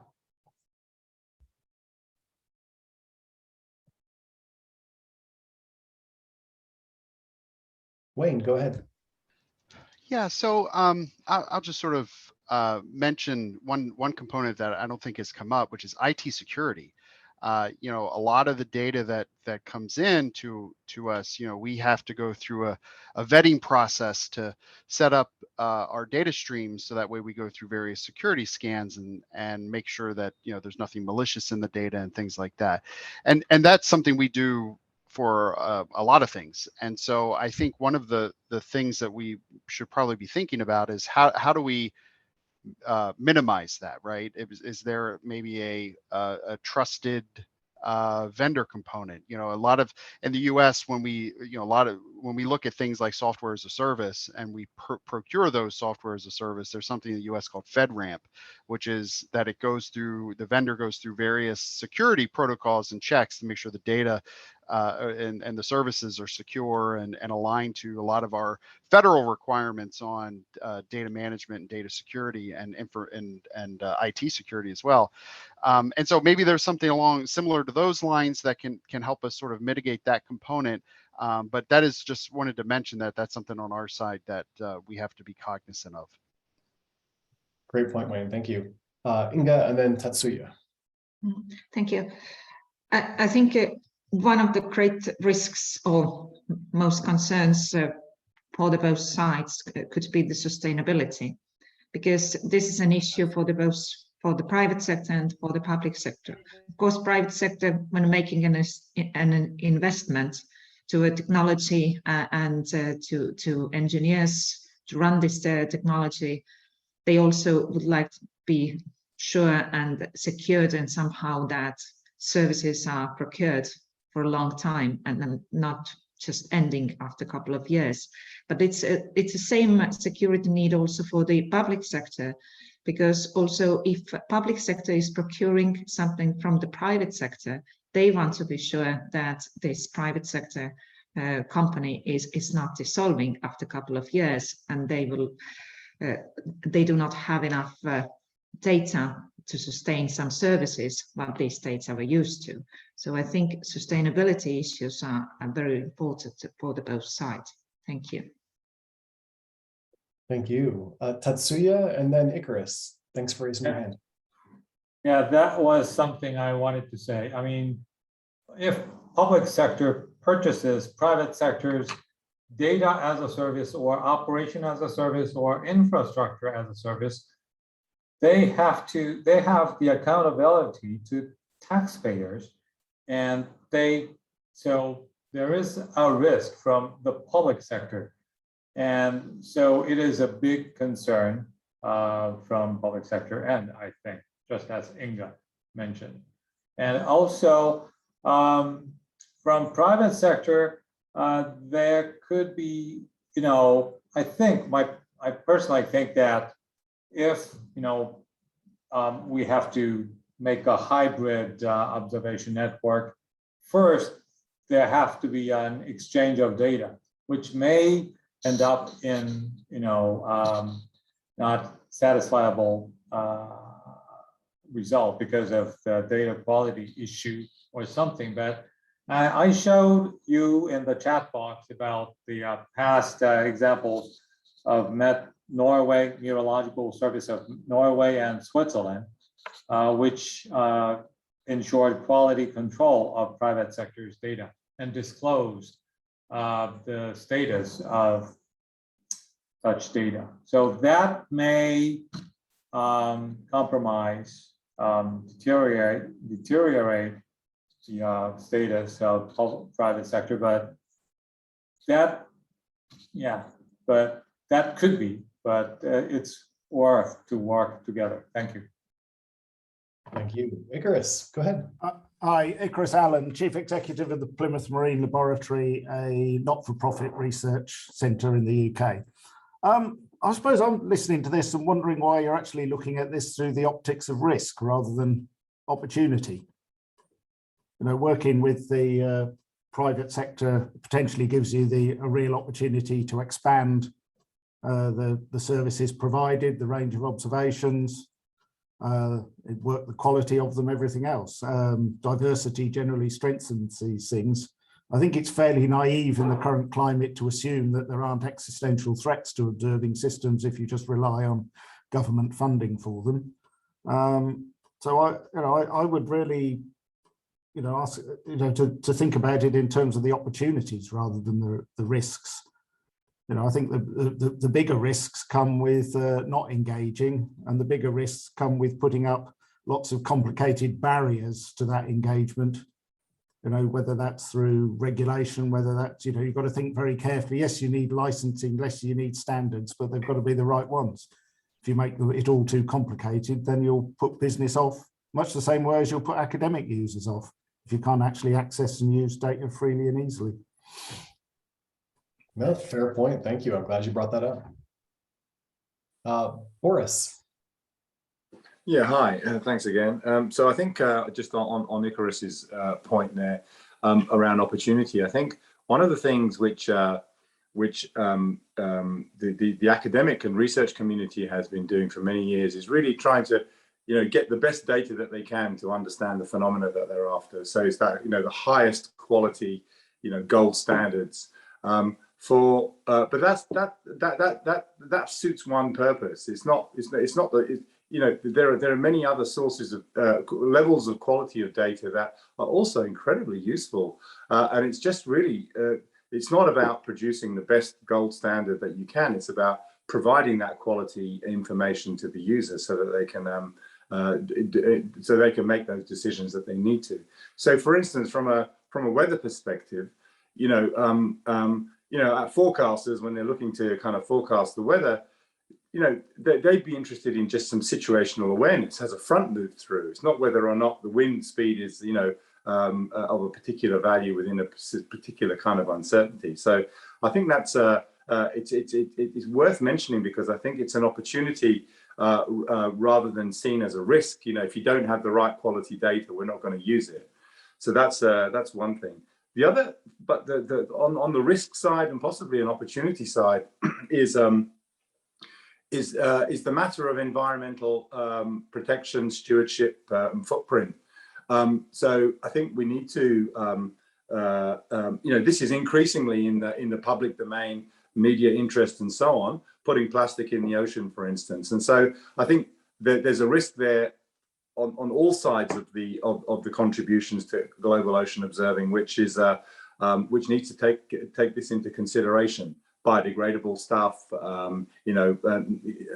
just the overall message that we're sending that what we're doing is also caring for the environment when we actually are practicing what we do. That's it. Thanks. Thanks, Boris. Joan, I know you're traveling, so I'd like to hear from you while we've got you. And then Kim, I'd like to have you jump in the conversation as well. Hi, thank you. No, very interesting. It's very fun to hear all the different perspectives. We don't often hear the scientific side so deeply on the private enterprise. Sorry for the noise of the clinking dishes. Anyhow, you have to remember that private enterprise consists of shareholders and stakeholders with very specific interests and limited resources. So they're not going to solve the problems of the world, and they're going to want to go to whatever is easiest and they know as well as possible. So if it's something very loose and unmeasurable, they're going to have a very hard time getting their hands around it, except in the technology and servicing side that your instruments that you need. That will be the most thing.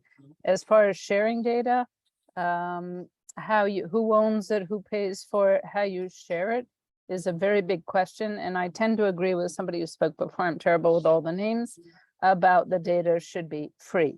So I would throw out that question, that polemic, because in the US, I know it's like ownership possession is really important for economic advancement, where you go around the world in other countries, the social value of that data is more important than the individual interest. So it kind of depends where you are and what you're doing. But sorry, it's a bit noisy, so excuse me. But the private sector's interests are often very, very, very narrow. And so they have to be very comfortable, very sure of what they're going to do. Unless you've got like a family foundation, a family office, it's got a very different long-term perspective. So my 2 cents. Thank you. Let's have a couple more comments, then I'm going to ask another question in this session. But Kim, why don't you jump in? Sure. Yeah, I just wanted to make the same point. I'm sorry. I was going to make. And then Jim. Sorry. Okay. Sorry, Jim, that happens all the time between Jim and Kim's. Hi, everyone. My name is Kim Sparling. I lead the product team here at Sale Jones. I'm responsible for the development of our different data products and data pipelines here, and have had the opportunity to work with several people on this panel and attendees here. So excited to participate in this discussion. So for folks who aren't aware, Sale Jones designs and operates a fleet of our own uncrewed surface vehicles. And we've really had the opportunity to work with different organizations around the world to really focus on the quality of data that we're collecting. From a business model standpoint, we are a private commercial company. We operate primarily in a mission as a service or data as a service model. So because we own the platforms and we own the sensors, we actually take on a lot of this risk ourselves. So when we send our Sale drones into a hurricane, we are taking on the risk that this may be destroyed, or when we're sending these USVs to, extreme conditions, that's a risk that we take on. And I think that from just going back to one of our original questions, like a barrier to entry, that is a very big barrier for a lot of commercial companies to take on that risk. And I think one way to mitigate that is having sort of a roadmap to go from sort of prototyping and R&D to large scale observing systems. And this hybrid model is very exciting to us because, we have had the opportunity to really work and understand how to collect high quality data. We have a fleet of our USVs that can contribute and actually does contribute a lot to a lot of these different global observing systems and different weather observing systems.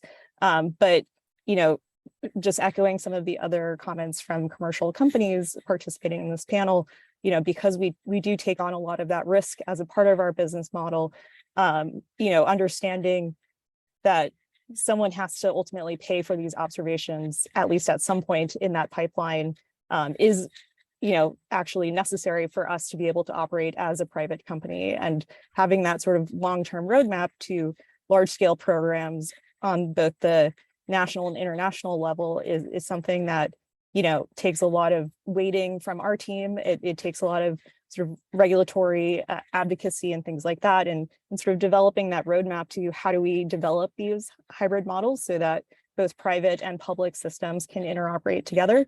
I think that having these standards for the data and the formats associated with them is one way to de-risk that. That helps make it easier for us to develop our data products, but also helps with the interoperability and making sure that when you do have these observations, they're on the same playing field. You can actually compare them across different systems together. And I think that standardization and is not just on the metadata and the data itself, but it's also on, the data pipelines, modernization of how you're actually collecting, storing, and managing this data, how you're processing it, but then also on the resolution latency as well. I think that the sort of long-term research versus operational weather forecasting has very different requirements. And making sure that those are clear to people who want to enter this market is something that could lower the barrier and decrease the risk for companies that are willing to make the investment like we have. Awesome. Thanks, Kim. So I see Matthew, Jim, and Ed. And before we get to the three of you, I want to ask another question just to layer in here in the next 10 to 15 minutes we have in the session, and really looking at the interdependencies. So how are commercial observing networks linked to and/or reliant on the infrastructure of public observing systems? And more broadly, what are the infrastructure and data interdependencies that underpin the operation of both types of networks, both public and private? I understand this can also relate to some of the risk conversation we've talked about, but please feel free to include thoughts on this one as well, if you want to jump in. Matthew, Jim, and Ed. Yes, thanks. I was just going to speak about that, because before I challenged the private sphere as a whole to support the goose.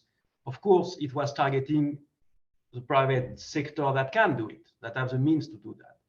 But now if I think to the other private sector that is our partner to sustain the system, either by manufacturing sensors, platforms, or even delivering the service as we have in this call. When I think to these private partners, I think we have a mutual challenge. I only see opportunities there, and I don't see much risk.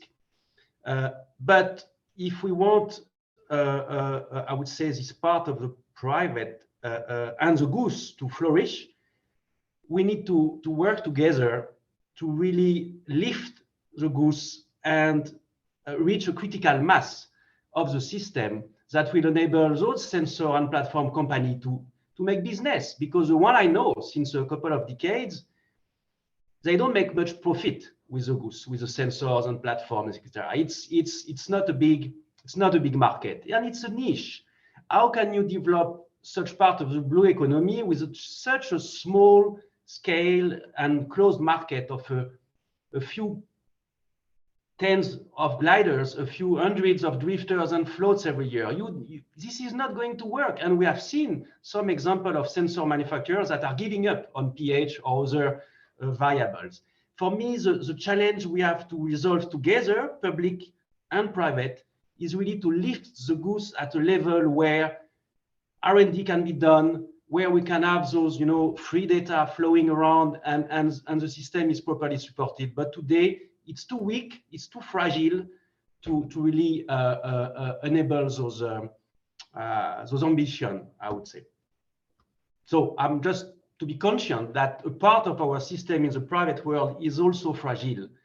And if we don't make explode the demand, and I'm thinking in particular to Europe there, because that's a part of the world where there's a lot of margin for improvement. In USA, a lot is done already. In Europe, there are a lot of margin. That's where we really need to push the goose at another level, I think, together. Thank you. Jim, go ahead. Yeah, and I think Matthew made a critical point about that in terms of the diffusion of the market and the difficulty in monetizing that. But I think part of the answer to that might be in terms of aggregating the demand, and that the governmental agencies need to spearhead that, and the intergovernmental agencies, and that Goose could play a part in that role. But that ultimately there needs to be a critical mass of opportunity. And really, I think maybe the only way to do that is through standardization and through aggregating demand and some sort of a higher level coordination to allow private industry to successfully address some of those needs. But it's also important to realize that private industry contributes to innovation, technology innovation, that is also very critical, that can spur this whole process. And academia generates quite a bit of innovation, but it's really also the commercial side that does as well. So they can play a part in increasing our ability to do these kinds of measurements in terms of resolution and lowering the cost of incremental measurements and so forth. But a lot of that just has to come with scale. That's a huge problem. But just quickly, I also wanted to reiterate what Icarus said about risk in terms of using private versus public sector. There is risk in public sector infrastructure in terms of funding. Programs can be defunded, and they have been. Assets can go out of commission, and so data gaps have occurred even in publicly funded situations. So I think that there's risk no matter how you do things. And so I think that we do need to look at the positive contributions that the private sector can make, but it needs to really be in context, and it really needs to be collaborative, I think. And one last point very quickly is that I think the academic community can be a partner with the private sector, and probably should be more so, to ensure that data quality, data resolution, methodological approaches are consistent with what's really needed. And I think that could solve some of that problem as well. Thanks, Jim. And I definitely want to circle back once we bring everybody into the conversation on your notes about the sort of broader marketplace and how we can pull things together. Ed, go ahead. Yeah, thank you. Firstly, I'd just like to pick up on the point of aggregating demand, which I think is important. And I think one of the key issues is that the demand for ocean information products is fragmented. It's clearest within the exclusive economic zones of individual nations, where there is some rather clear demands, and that's possibly where some of the observing systems are best developed. But in the open ocean, which is a large part of the global observing system, that demand is not aggregated, largely because there isn't a strong international framework for developing that demand. You know, one possibility is that demand is created, aggregated by when countries sign up to international conventions, whether that be relating to biodiversity or climate, that actually there are nationally defined contributions to doing the necessary monitoring and observations, not only to understand what is going on, but to actually evaluate the effectiveness of the actions. And that at some level would create an institutionalized, legalized sort of demand that could then be hooked in, because too much of it is discretionary at present. But the other dimension of this is in having a hybrid model is how is risk and opportunity shared. It's perfectly obvious that there's just not enough public funding at the moment, unless we go the kind of route I was talking about, to fund the observation systems we need. And therefore, there is definitely a role for private investment. And so the question is really in the different parts of the value chain, from the technological assets through to the observing assets, the data assets, and finally the information product assets that are produced. Who owns what asset, and therefore who gets to have the benefit of it, but also carry the risk of it. And this is not a one shoe size fits all, and there are different models for it. But I think that's absolutely crucial way of looking at it. Just to move into a different type of infrastructure, if you look at the railway systems of the world, there are very different models. Some of them are entirely public owned. We have models where the private sector will own the entire network, everything from the rail track through to the trains, the stations, and everything that goes with it, right through to a partitioned one where maybe the public sector owns the track and carries the risk of that, whereas the private sector own the trains, and which are able to make profit from that, and some of that goes back into the public purse through taxation to help support the basic track. But you can see that it's the partition of the ownership of the assets and who carries the risks of them that is absolutely key to do that. And there's no one single model, but defining how that works is the basis of these hybrid models. And the sail drone example is a very particular one of where that asset ownership and risk is held in a particular way in one set of circumstances. Those are great points, Ed. Thank you. Laurent. Yes, well, I wanted just to jump back as well concerning the risks that can be taken by company into ownership of the assets, because this is what we are doing as well. And it works in data standardization as well, because we are doing many missions, and so we get a lot of expertise on all the sensors, and we have scientists on the board as well doing control quality of the data set. So the question of the data is that the data costs money to gather. I mean, collecting data at sea costs money, and somebody should bear this cost. But as the owner of the data, it's very simple to say in the contract where you want this data to go. And if it has to go through a public platform on a special standard, this is very easy to do. And it becomes even more easier if there is a large amount of data that is requested. And this is what we do as well with oil and gas companies. They ask their data to be delivered with the specific quality control and a specific data format. And this causes absolutely no problem to companies. Thank you. Tatsuya and then David. I'll be brief. I'll just add on to what Jim and Carol, or somebody may have said. I mean, you know, public sectors are, almost all the governments are suffering from budgeting. And, you know, for example, in the meteorological community, one national meteorological agency have expanded, you know, ground surface-based observation network to this big, while it now maintains maintenance is so heavy. It costs a lot. So they may wish to make more efficiency in working with private sectors. This is, I think, what will be happening in future. And the same goes for ocean community. So I think it is important to go into a hybrid model where public sector will play a core role and private sector will be making a complementary role. It would be worth sharing good practices from WMO as well, and also so it is important to keep talking and to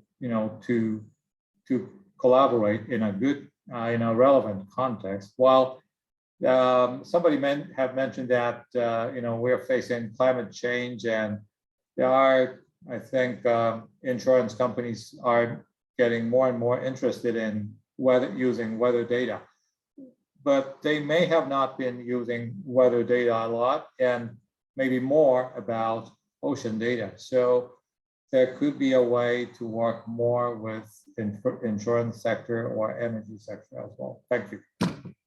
Thank you, Tatsuya. So David, I'll pull you in, and then we're going to take a break and transition to the final section of our discussion. David, go ahead. Okay, thanks, Chris.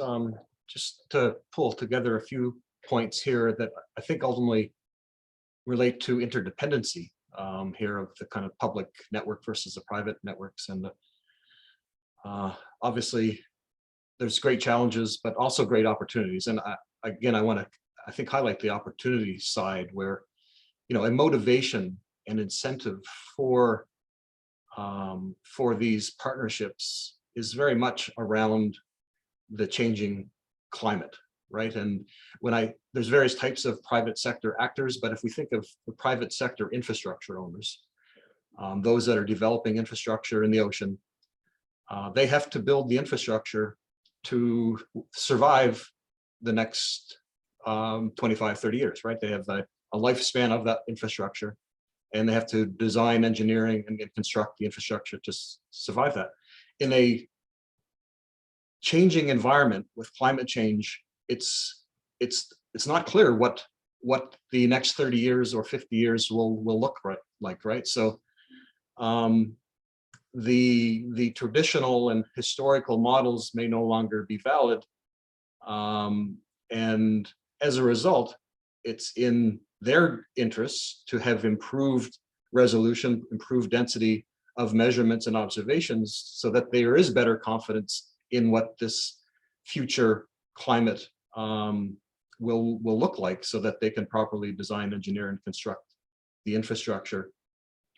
And on the public side, of course, they they also are very incentivized and motivated to ensure that the models are correct and understood, and that infrastructure built in their waters will sustain the next 25 to 30 years. So I see it as a bit of a closing of the loop, right? In the sense that these infrastructure owners could be incentivized and motivated to share their data, make them publicly available, knowing that there's going to be improved macro level data, regional, global data available to support their design and engineering work.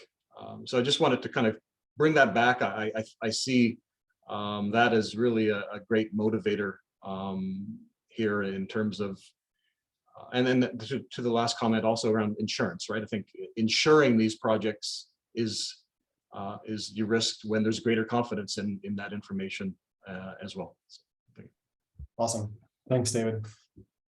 So we're going to transition now to the next and final session in our dialogue this morning.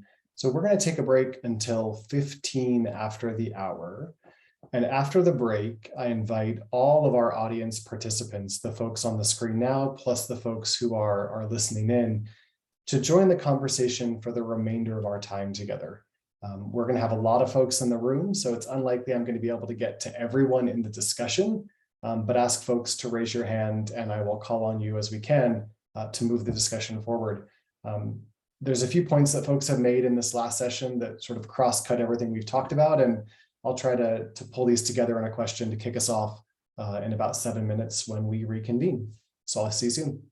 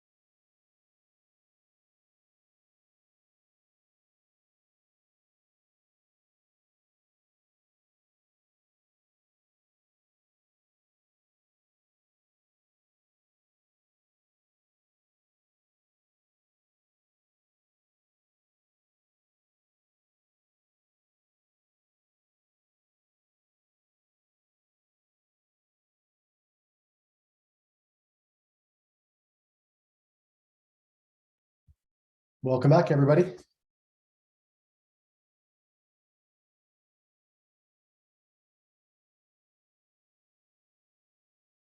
So thanks again to everyone for both the robust discussion we've had here on the panel, as well as the online chat in the Q&A. This session from now until almost the top of the hour is open for anyone to ask a question or raise a point. But I want to kick us off with one thread we've touched on, but I don't think we've fully dug into for everyone. So towards the end of our last session, sort of separately, Jim and David and Ed made good points about market demand for data and data products.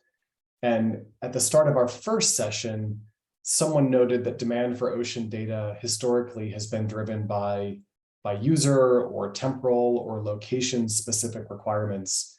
And I want to note that those are hardly elements that are sufficient to establish a robust data marketplace across all sectors. But as folks have noted, the economic and technology landscape, along with our environmental and our climate landscape, are rapidly changing. So looking ahead, to what degree can a robust commercial marketplace for ocean data emerge? And what pull exists today that can be leveraged to bolster demand for such a data marketplace?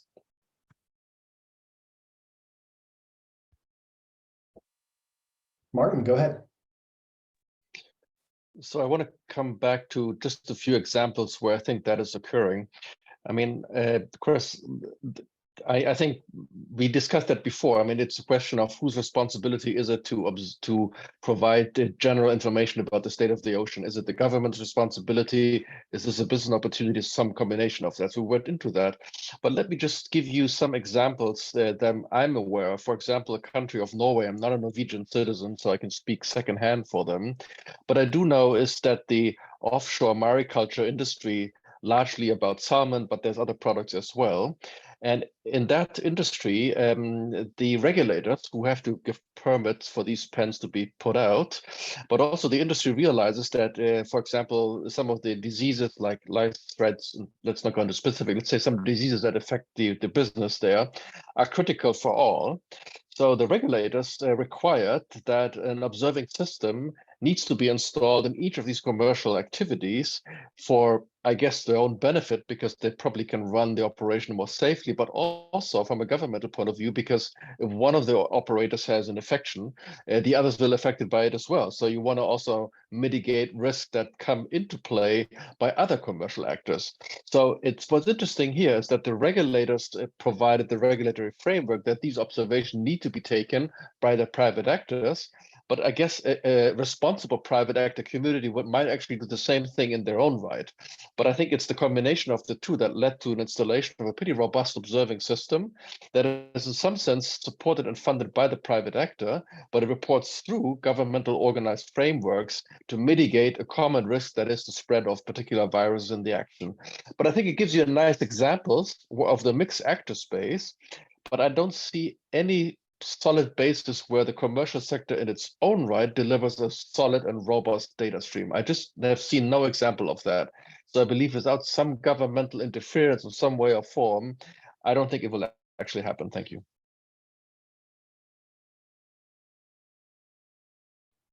Thanks, Martin. So anybody from the audience, do you want to weigh in on that question or Martin's point?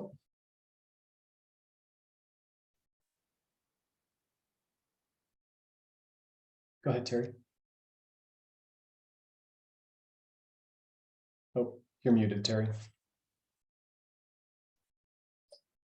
Looking at things from the private sector side, I agree with Martin. I don't see any commercial marketplace being set up in any sector that's fairly large. However, I thought about that because it's a question that you had posed to us before this meeting. So I thought, what would it take for a private sector to become interested in standing up an ocean data marketplace for one particular component of the ocean environment or another? Because it's a huge blue economy ecosystem. You can't be everywhere. There's three key value components that I think would need to be a part of such a thing. One is data brokerage. The second is services. And the third is relationships. Those are the three potential value components. On the data brokerage side, this is where the relationship with public sector entities need to come into play. And it harks back to that large area, low resolution data environment that the public sector has available that could be brokered to a broader community through some sort of a private sector marketplace. That, of course, brings up how do you kick back money to the public sector to pay for that in the first place. That's another topic, but that provides the low-res large area context. Private data that is available that you're brokering on behalf of some third party who's interested in making their data available starts to provide high-res small area ground truthing concept. So data brokerage is a potential value stream. The bigger value stream that I see from a commercial sector point of view is services. Being able to provide data management, interpretation and analysis services, APIs from third parties available within that for machine learning and artificial intelligence, just being a go-to center for the ability to provide services. And then the third, from a private sector point of view, the development of relationships and connecting people, public and private, and driving new business for the stakeholders of the marketplace, potentially new acquisition or new services of some sort, is also a key value proposition. So there are parties that we're aware of that are looking at this type of thing. Hub Ocean in Norway is looking at that concept. It's a tricky one. How do you actually make a business case around that? And how do you develop all the relationships that might be needed to make it work? But that's what it might look like from the perspective of the private sector.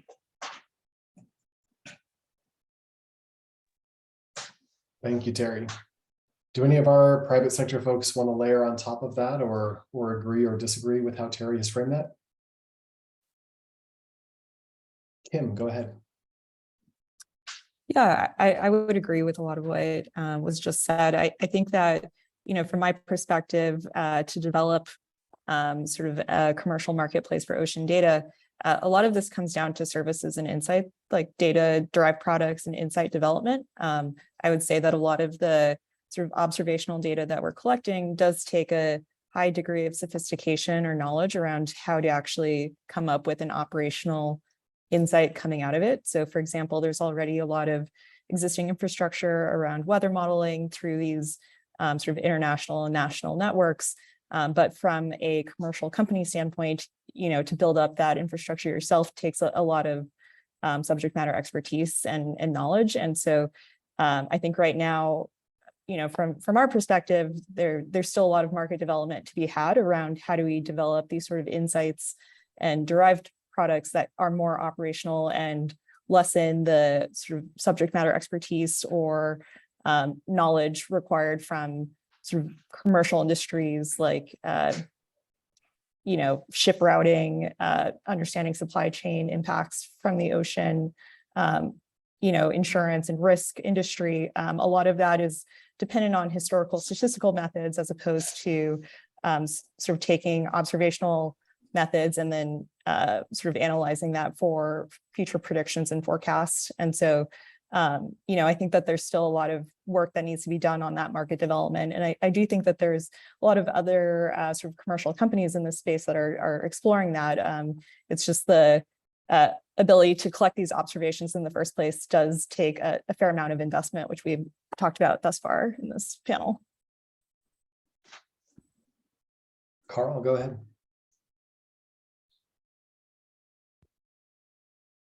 Sorry, lower hand, raise hand, mute. So on that front, Kim, and earlier when you were speaking, I did a lot of smiling and nodding. So I'm from being within NOAA and trying to field ocean observing systems and having talked with you all at Saildrone for years about, my mind hurts trying to figure out how I can afford the price model for all the mission areas I might want to support, and how do I, what someone else said earlier, aggregate demands from all the mission areas that might be supported. And it's hard for us on the government side to move a bureaucracy to be fast enough to adjust to a new business model. But that insight development that you described, I'm curious how we do that faster. Dr. Spenrad at NOAA is prompting us to be more risk tolerant in that. And I'm trying to imagine ways that we work collectively in co-development. One area, for instance, is in the data brokerage and services piece. Digital object identifiers from data streams help us so that we can give credit for mashed up data from different sources that go into a product or service. So I just raised that as a help me with other ideas to make that function and reduce friction. Thank you. Pierre, go ahead. Yeah, hello everyone. Thank you very much for that great discussion, very stimulating. There is something that I would like to raise here and where it would be great to hear some of the panelists' opinions on. And this is, we heard very realistic things here. We had kind of a tame discussion so far. There was a lot of agreement and a lot of understanding and everything. However, I think we all also agree that we have to grow significantly, right? We want to achieve significant changes. We want to grow our environment by a very large extent. So what are your suggestions to have a real step forward? What are your ideas of how we can truly bring ocean observing to the next step? Because the hybrid character is certainly part of it, but all of the, or the majority of the things that were discussed are like kind of incremental, smaller developments. But don't you think that we have to gear up a little bit and really add some speed to it? And there my question would truly be, what are your suggestions, a little bit visionary attempts, ideas, how to truly take that to a next level? Because somehow the answer must lie in a hybrid concept, but how to break out of the existing boundaries and how to really speed that process up and come out with really ambitious and visionary ideas. Thank you. Caroline, go ahead. Yeah, no one else was raising their hand, and I don't have a really good answer for that. But you know, from our side, we are really, you know, we're struggling with that exact thing too, because so often on the research side, we tend to do what we think of as boutique. There's a problem, we write a grant, we go after it, we may develop equipment to do it, we answer that. Sometimes that equipment will get used for a few other projects, but sometimes not. And so we have, I mean, that is something we are struggling with on our side, and have done, as I mentioned earlier, a few things in developing consortium with industry folks, in which there's sort of this, they're seeing our struggle, they are, you know, seeing where we are, and, you know, really saying, okay, we've got something in this kind of condition, how can we bring it to market more quickly? Or how do we, you know, one of the things we're really working on is, you know, battery management, because that's a big issue in some of our things. And I think, you know, really figuring out, that's a public private partnership in sort of a different way, which is a kind of at the individual level. But I think it's a really, it's an approach that we're, you know, there's a lot of growing pains because there's a lot of differences between our communities, and that's taking some time to sort of work through. But we think there's just really an enormous benefit to having that kind of collaboration, where we're getting, you know, some big companies paying attention to our particular problems, and we're helping them think about where to go next for themselves. Thank you. Laurent, and then Wayne. Yes, just about how can we make this bigger. The first thing I would say, it's knowing the essential variables. This has been done very well for the Argo program, but for other platforms, for example, for when we study mesoscale or sub-mesoscale, it might be different essential variables. The next step is to have a good marketplace of data and a good data quality and protocols to use this data, because I believe all platforms are different. If you take profiling gliders and surface vehicles, they don't bring the same information, but they should share their data because both are important. So I think, and the last thing would be to set up places where major experiment would take place in order to see how the information is increased by sampling much more the sea and the environment. And once you have all these in something that could be a twin of the ocean, for example, then you can start to make other products from those data, like eutrophication or any kind of products. Thanks, Laurent. Wayne. Yeah, so one thing that we do in the U.S. and that the government does is something called the Small Business Innovation Research Fund, which is SBIR. And what that program is, it's really geared for U.S. companies, small businesses specifically. But what it enables is sort of seed funding, right? We don't ask for any equity or anything like that. We just give, at least at NOAA, we treat it as a grant program, and it's just enough to really take an idea, prototype it, and then look for commercial viability for that product. So that's something where I think it gets back to the comments we were making earlier about de-risking technologies. And so SBIR is sort of that first step that could maybe help get a technology out there, at least get it started, and start that de-risking process. The other thing too, I think that is some ideas in terms of helping with de-risking technologies also is really doing things in a collaborative sense, right, between government, private and public sectors. And so, there's several vehicles that are available through which we can, at least at NOAA, right, we can engage with companies to bring in expertise or use our facilities for testing, or different ways in which we can share equipment and things like that. The only caveat is in some of these we can't provide funding, right? So there has to be sort of an external element to funding for some of those vehicles. But I think also, and Carl mentioned this a little bit earlier about prize challenges. I think this is something that could really help elevate a technology and really get it to market quick. And so that's also another avenue that we can use. And I think really, this is where I think these public-private partnerships are important, right? Where public sector can help private sector. There's expertise in the public sector domain that can help private sector, and vice versa.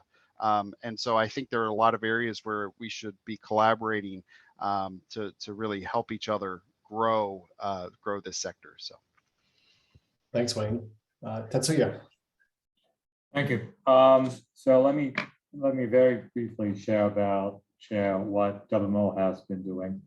WMO has, adopted a Geneva Declaration 3 years ago that we should work together. All the stakeholders, all the sectors, public sectors, private sectors, and academic sectors, and civil sectors should work together to solve societal issues. And based on that, we have provided guidelines for countries to urge working with the private sector. And also we have established an open consultative platform. It's a dialogue to share common goals, inviting public, private sector, and academic sectors. So as somebody mentioned, there is no one size fits all. I mean, national legislation differs very much by country, but we can learn from other countries, especially, United States have made tremendous efforts in sharing data and working with the private sector. And many countries are following.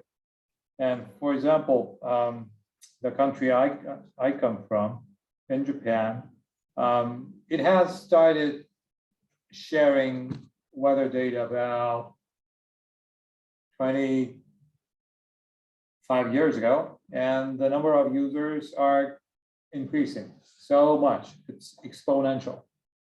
Because they now, users, consulting companies and many energy companies and weather companies are now know the value of such value-added information, raw data, products, and information provided by weather services.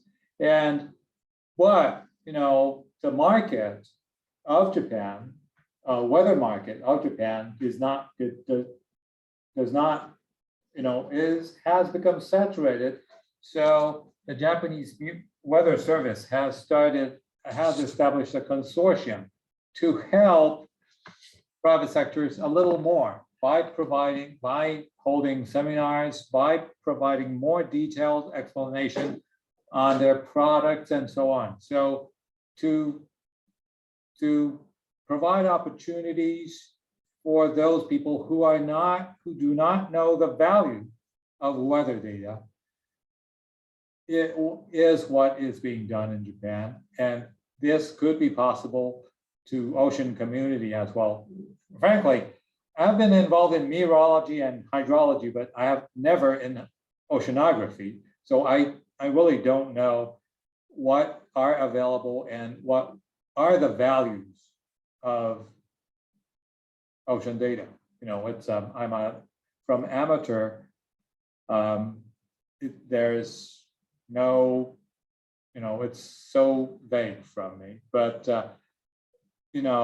ocean community could do something to work more collaboratively, and could have somebody who, it's a NOAA's activity called Weather Ready Nation Ambassadors, which tries to involve multi-stakeholders who can be advocate for weather, risks of weather.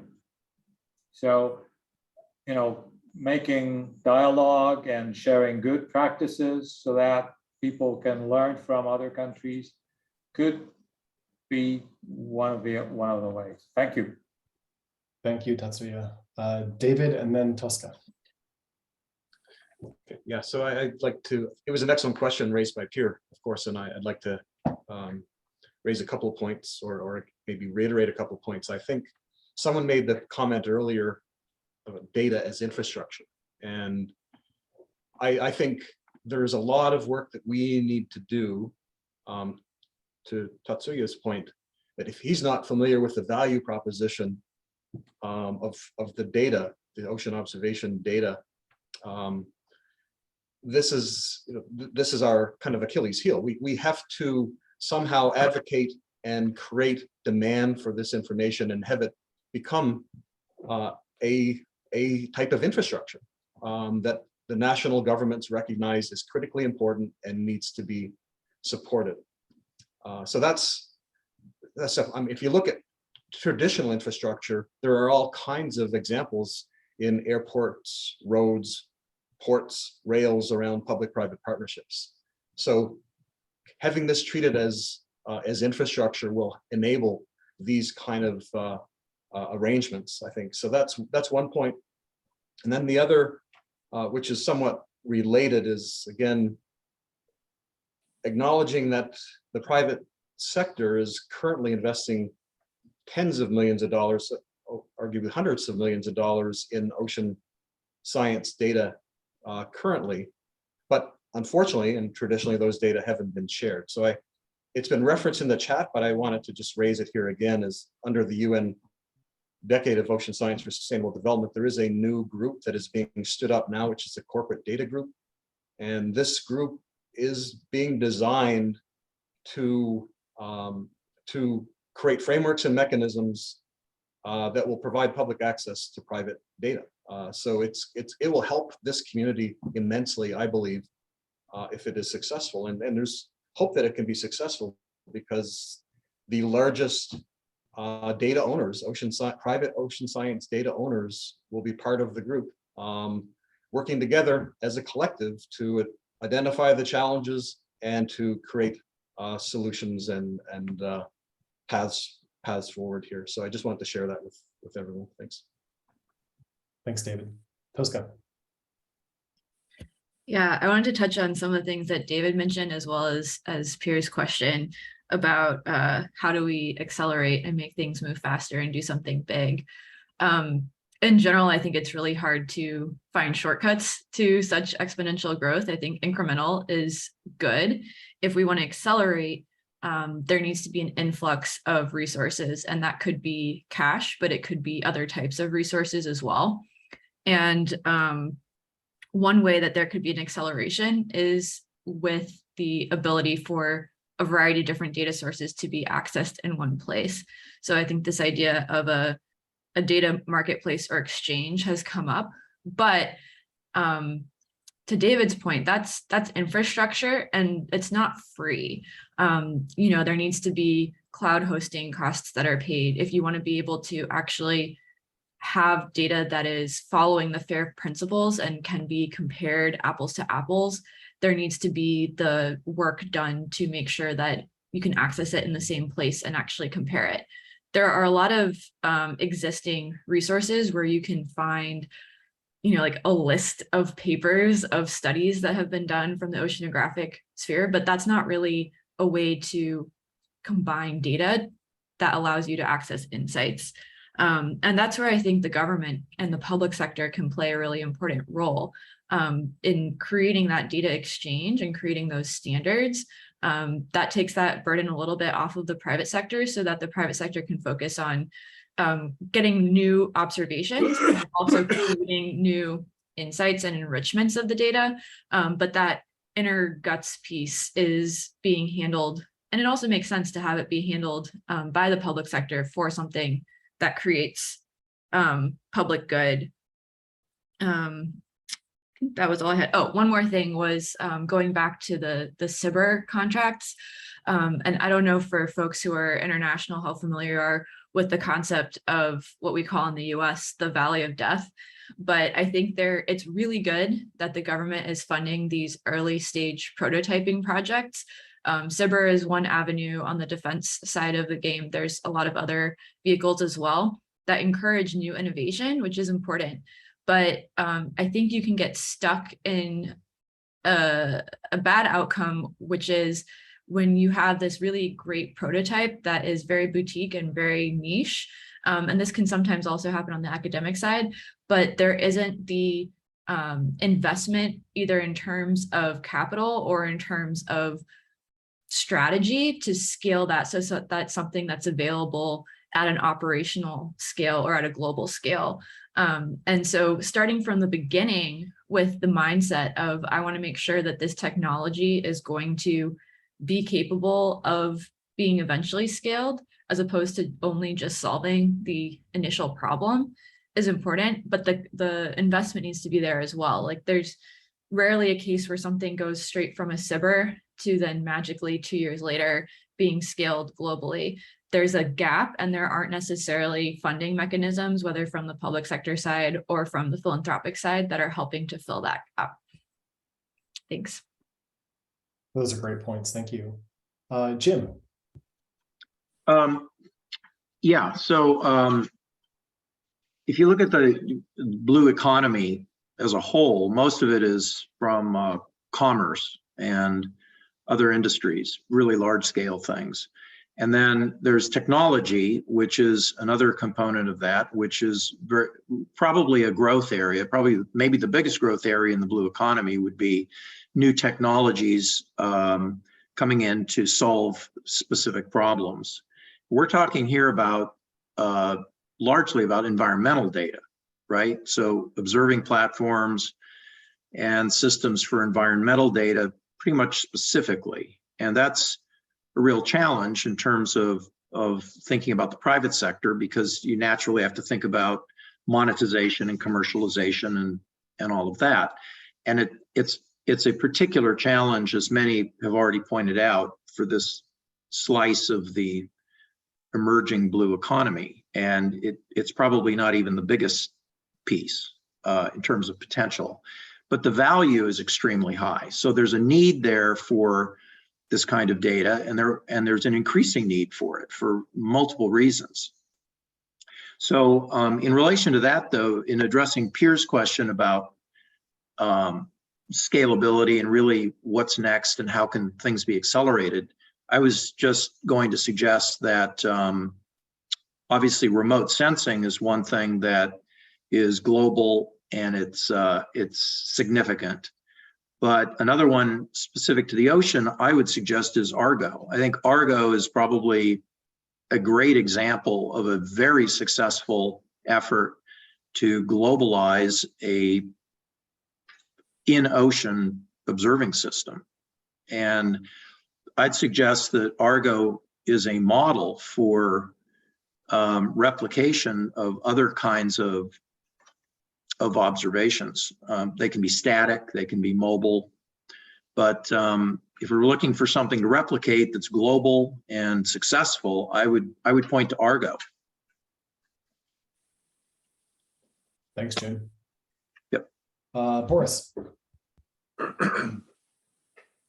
Yeah, thanks. So I just wanted to go, I don't have a specific answer to Pierre's question, but I did want to, the speed with which the WMO moves, is variable, but certainly in the last couple of years, it underwent a significant reform.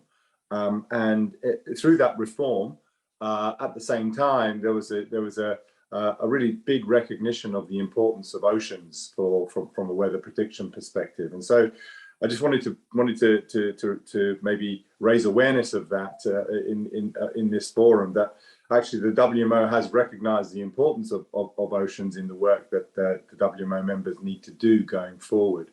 And in fact, a few of us are heading to Geneva in the next few weeks to look at some resolutions and some work that's been done over the last few years that's brought together the connections that need to be made between the ocean community and the traditional kind of weather community. And also, for those of us who were at the Ocean Obs 19 meeting a few years ago in Hawaii, the kind of famous saying that came out of that from I think the former chief scientist of NOAA, that if you like your weather forecast, thank an oceanographer.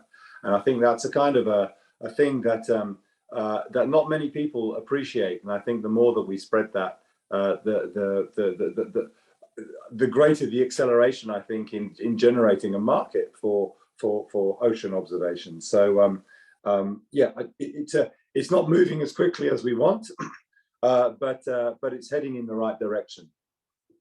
Thanks. Thanks, Boris.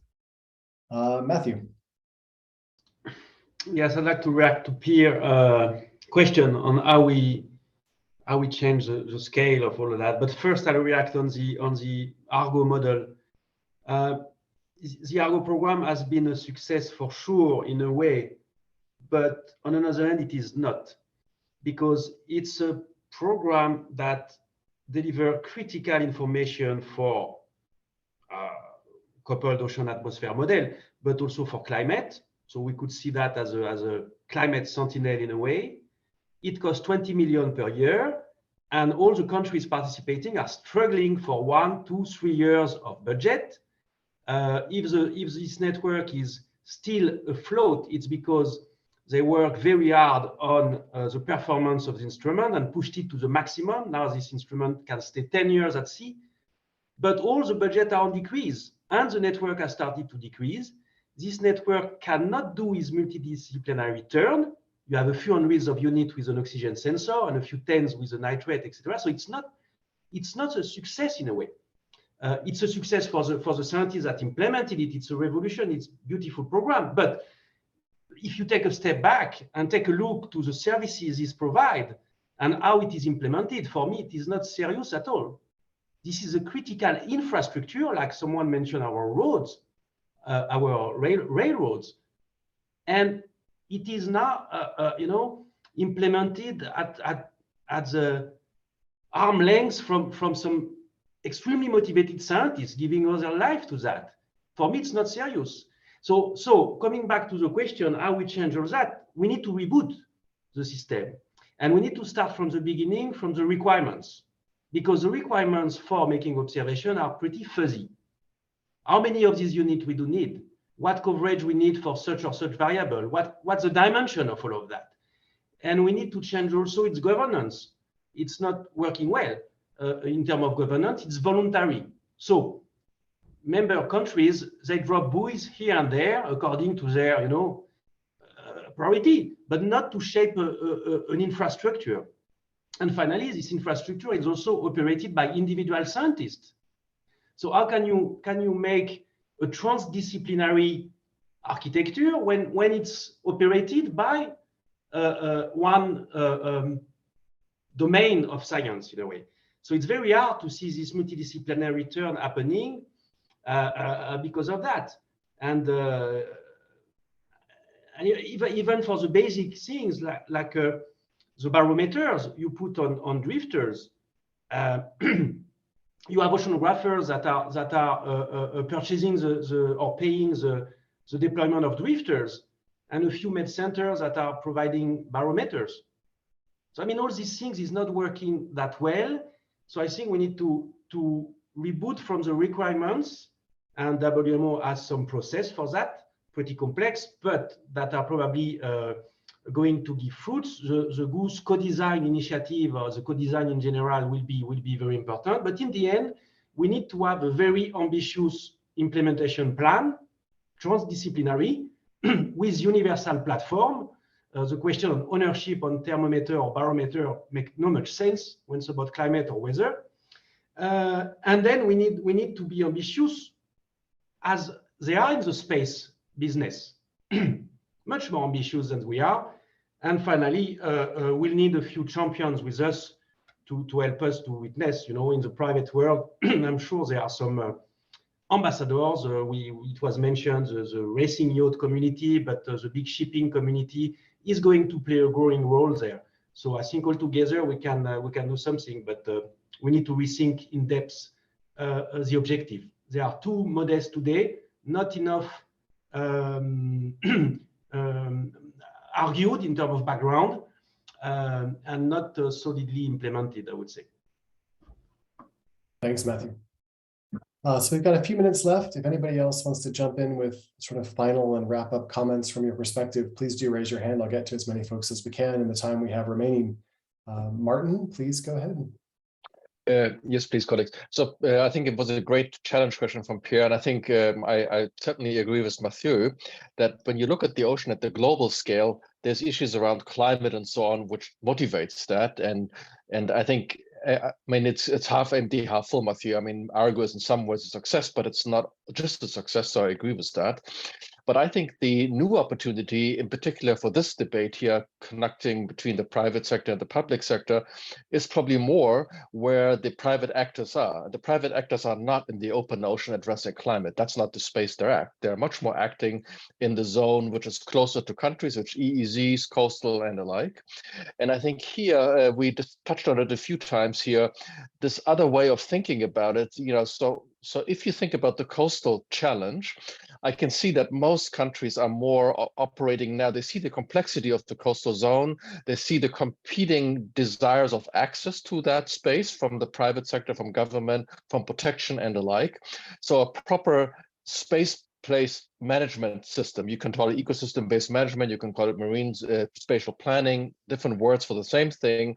What you're trying to say, you take the volume of ocean, the coastal zone needs to be planned for access, licensing for access in some sense. This could be protection, meaning no access. It could be passage for transport. It could be exploitation of all sorts of types.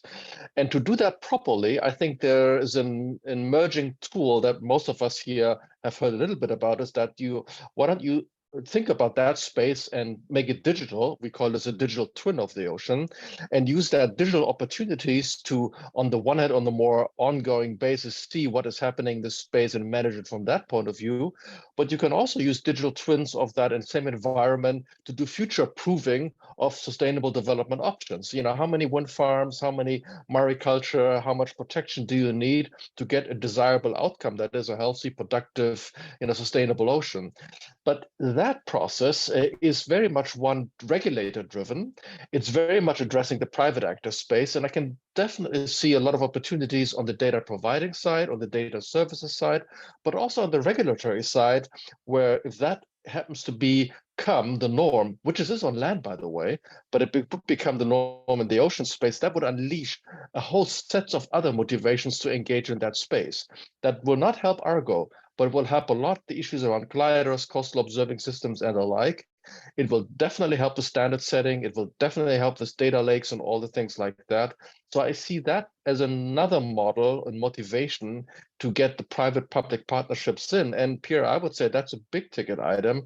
And I see a lot of interest in the various actor space engaging there, because regulation, stably regulating, database regulations are some things which most people think are a good thing to do, but I don't think we're fit for purpose just now in the ocean space. So I think that is a growth area. It's a nice one for public-private partnerships, and I think it's a future business model to be developed. Thank you. Awesome. Thanks, Martin. And thanks, Pierre, for the great question. I'm glad you asked it. I'm glad it catalyzed some great conversation and great ideas from across the board. Thanks to everyone for your engagement and participation today. It's been a pleasure for me to chat with all of you. I appreciate your thoughts, your ideas, your contributions. I look forward to seeing a number of you in person at the Oceans Conference next week in Hampton Roads and to continuing the conversation one-on-one. I now invite Emma back to discuss the next steps in our series of dialogues and to close today's conversation. So thank you. Great, and thank you, Chris, as well, for your excellent moderation and for helping to bring so many great ideas and great lines of thought for the future about how we could better collaborate with industry and support and grow the observing system for the benefit of society as well as for the private sector and for government and public. So I also want to just note that we will now, we have a very rich discussion, so thank you to all the participants for that and the good questions. The next steps are to provide a summary of this discussion, which will be the second in the series. The summary of the first session is already available. And then we will continue with the next dialogue, which is in fact looking out at the services section in December, and then with our final dialogue in December. And then we will need to somehow bring together some of the key ideas and come forward with some practical recommendations for moving forward across the intergovernmental sector, such as GOOS, but also for industry bodies and for government. So the final point I also want to say is there was a team behind these industry dialogues that's been working for the last sort of year and a half. And Boris is one of them, but you can read the others here, and Pierre also read the others here on the slide. And I just want to say my thanks to this kind of organizing committee group that's worked very hard to bring these industry dialogues together. The story doesn't stop here. We will come back to everybody with the summary and then also with some clear recommendations at the end of the series. So again, thank you very much to everybody for participating, and I look forward to seeing you at the next session in December.